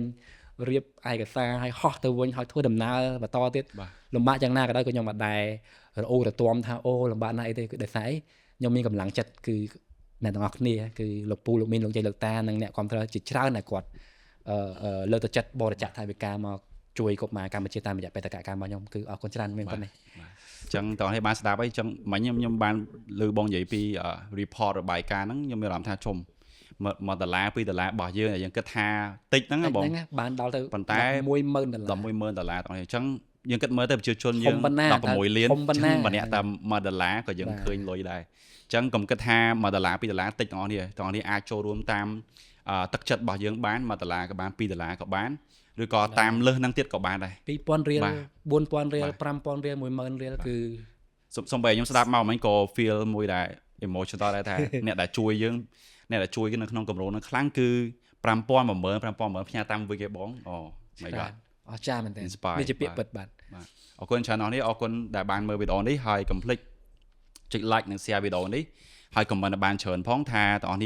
ទទួលបានអីខ្លះពី podcast មួយនេះជាពិសេសនៅក្នុង podcast នេះគឺឮពីបងរិទ្ធនិយាយចឹងគឺ passion អ្វីគាត់ស្រឡាញ់មែនតើសង្ឃឹមថាបងប្អូននឹង inspire ពីគាត់ហើយអាចinspire ពីគាត់បង្កើតគម្រោងអីផ្សេងទៀតគាត់នឹង support បងប្អូនអញ្ចឹងណាបាទហើយអរគុណច្រើនដែលបានមើលវីដេអូនេះ and I will see you in the next video bye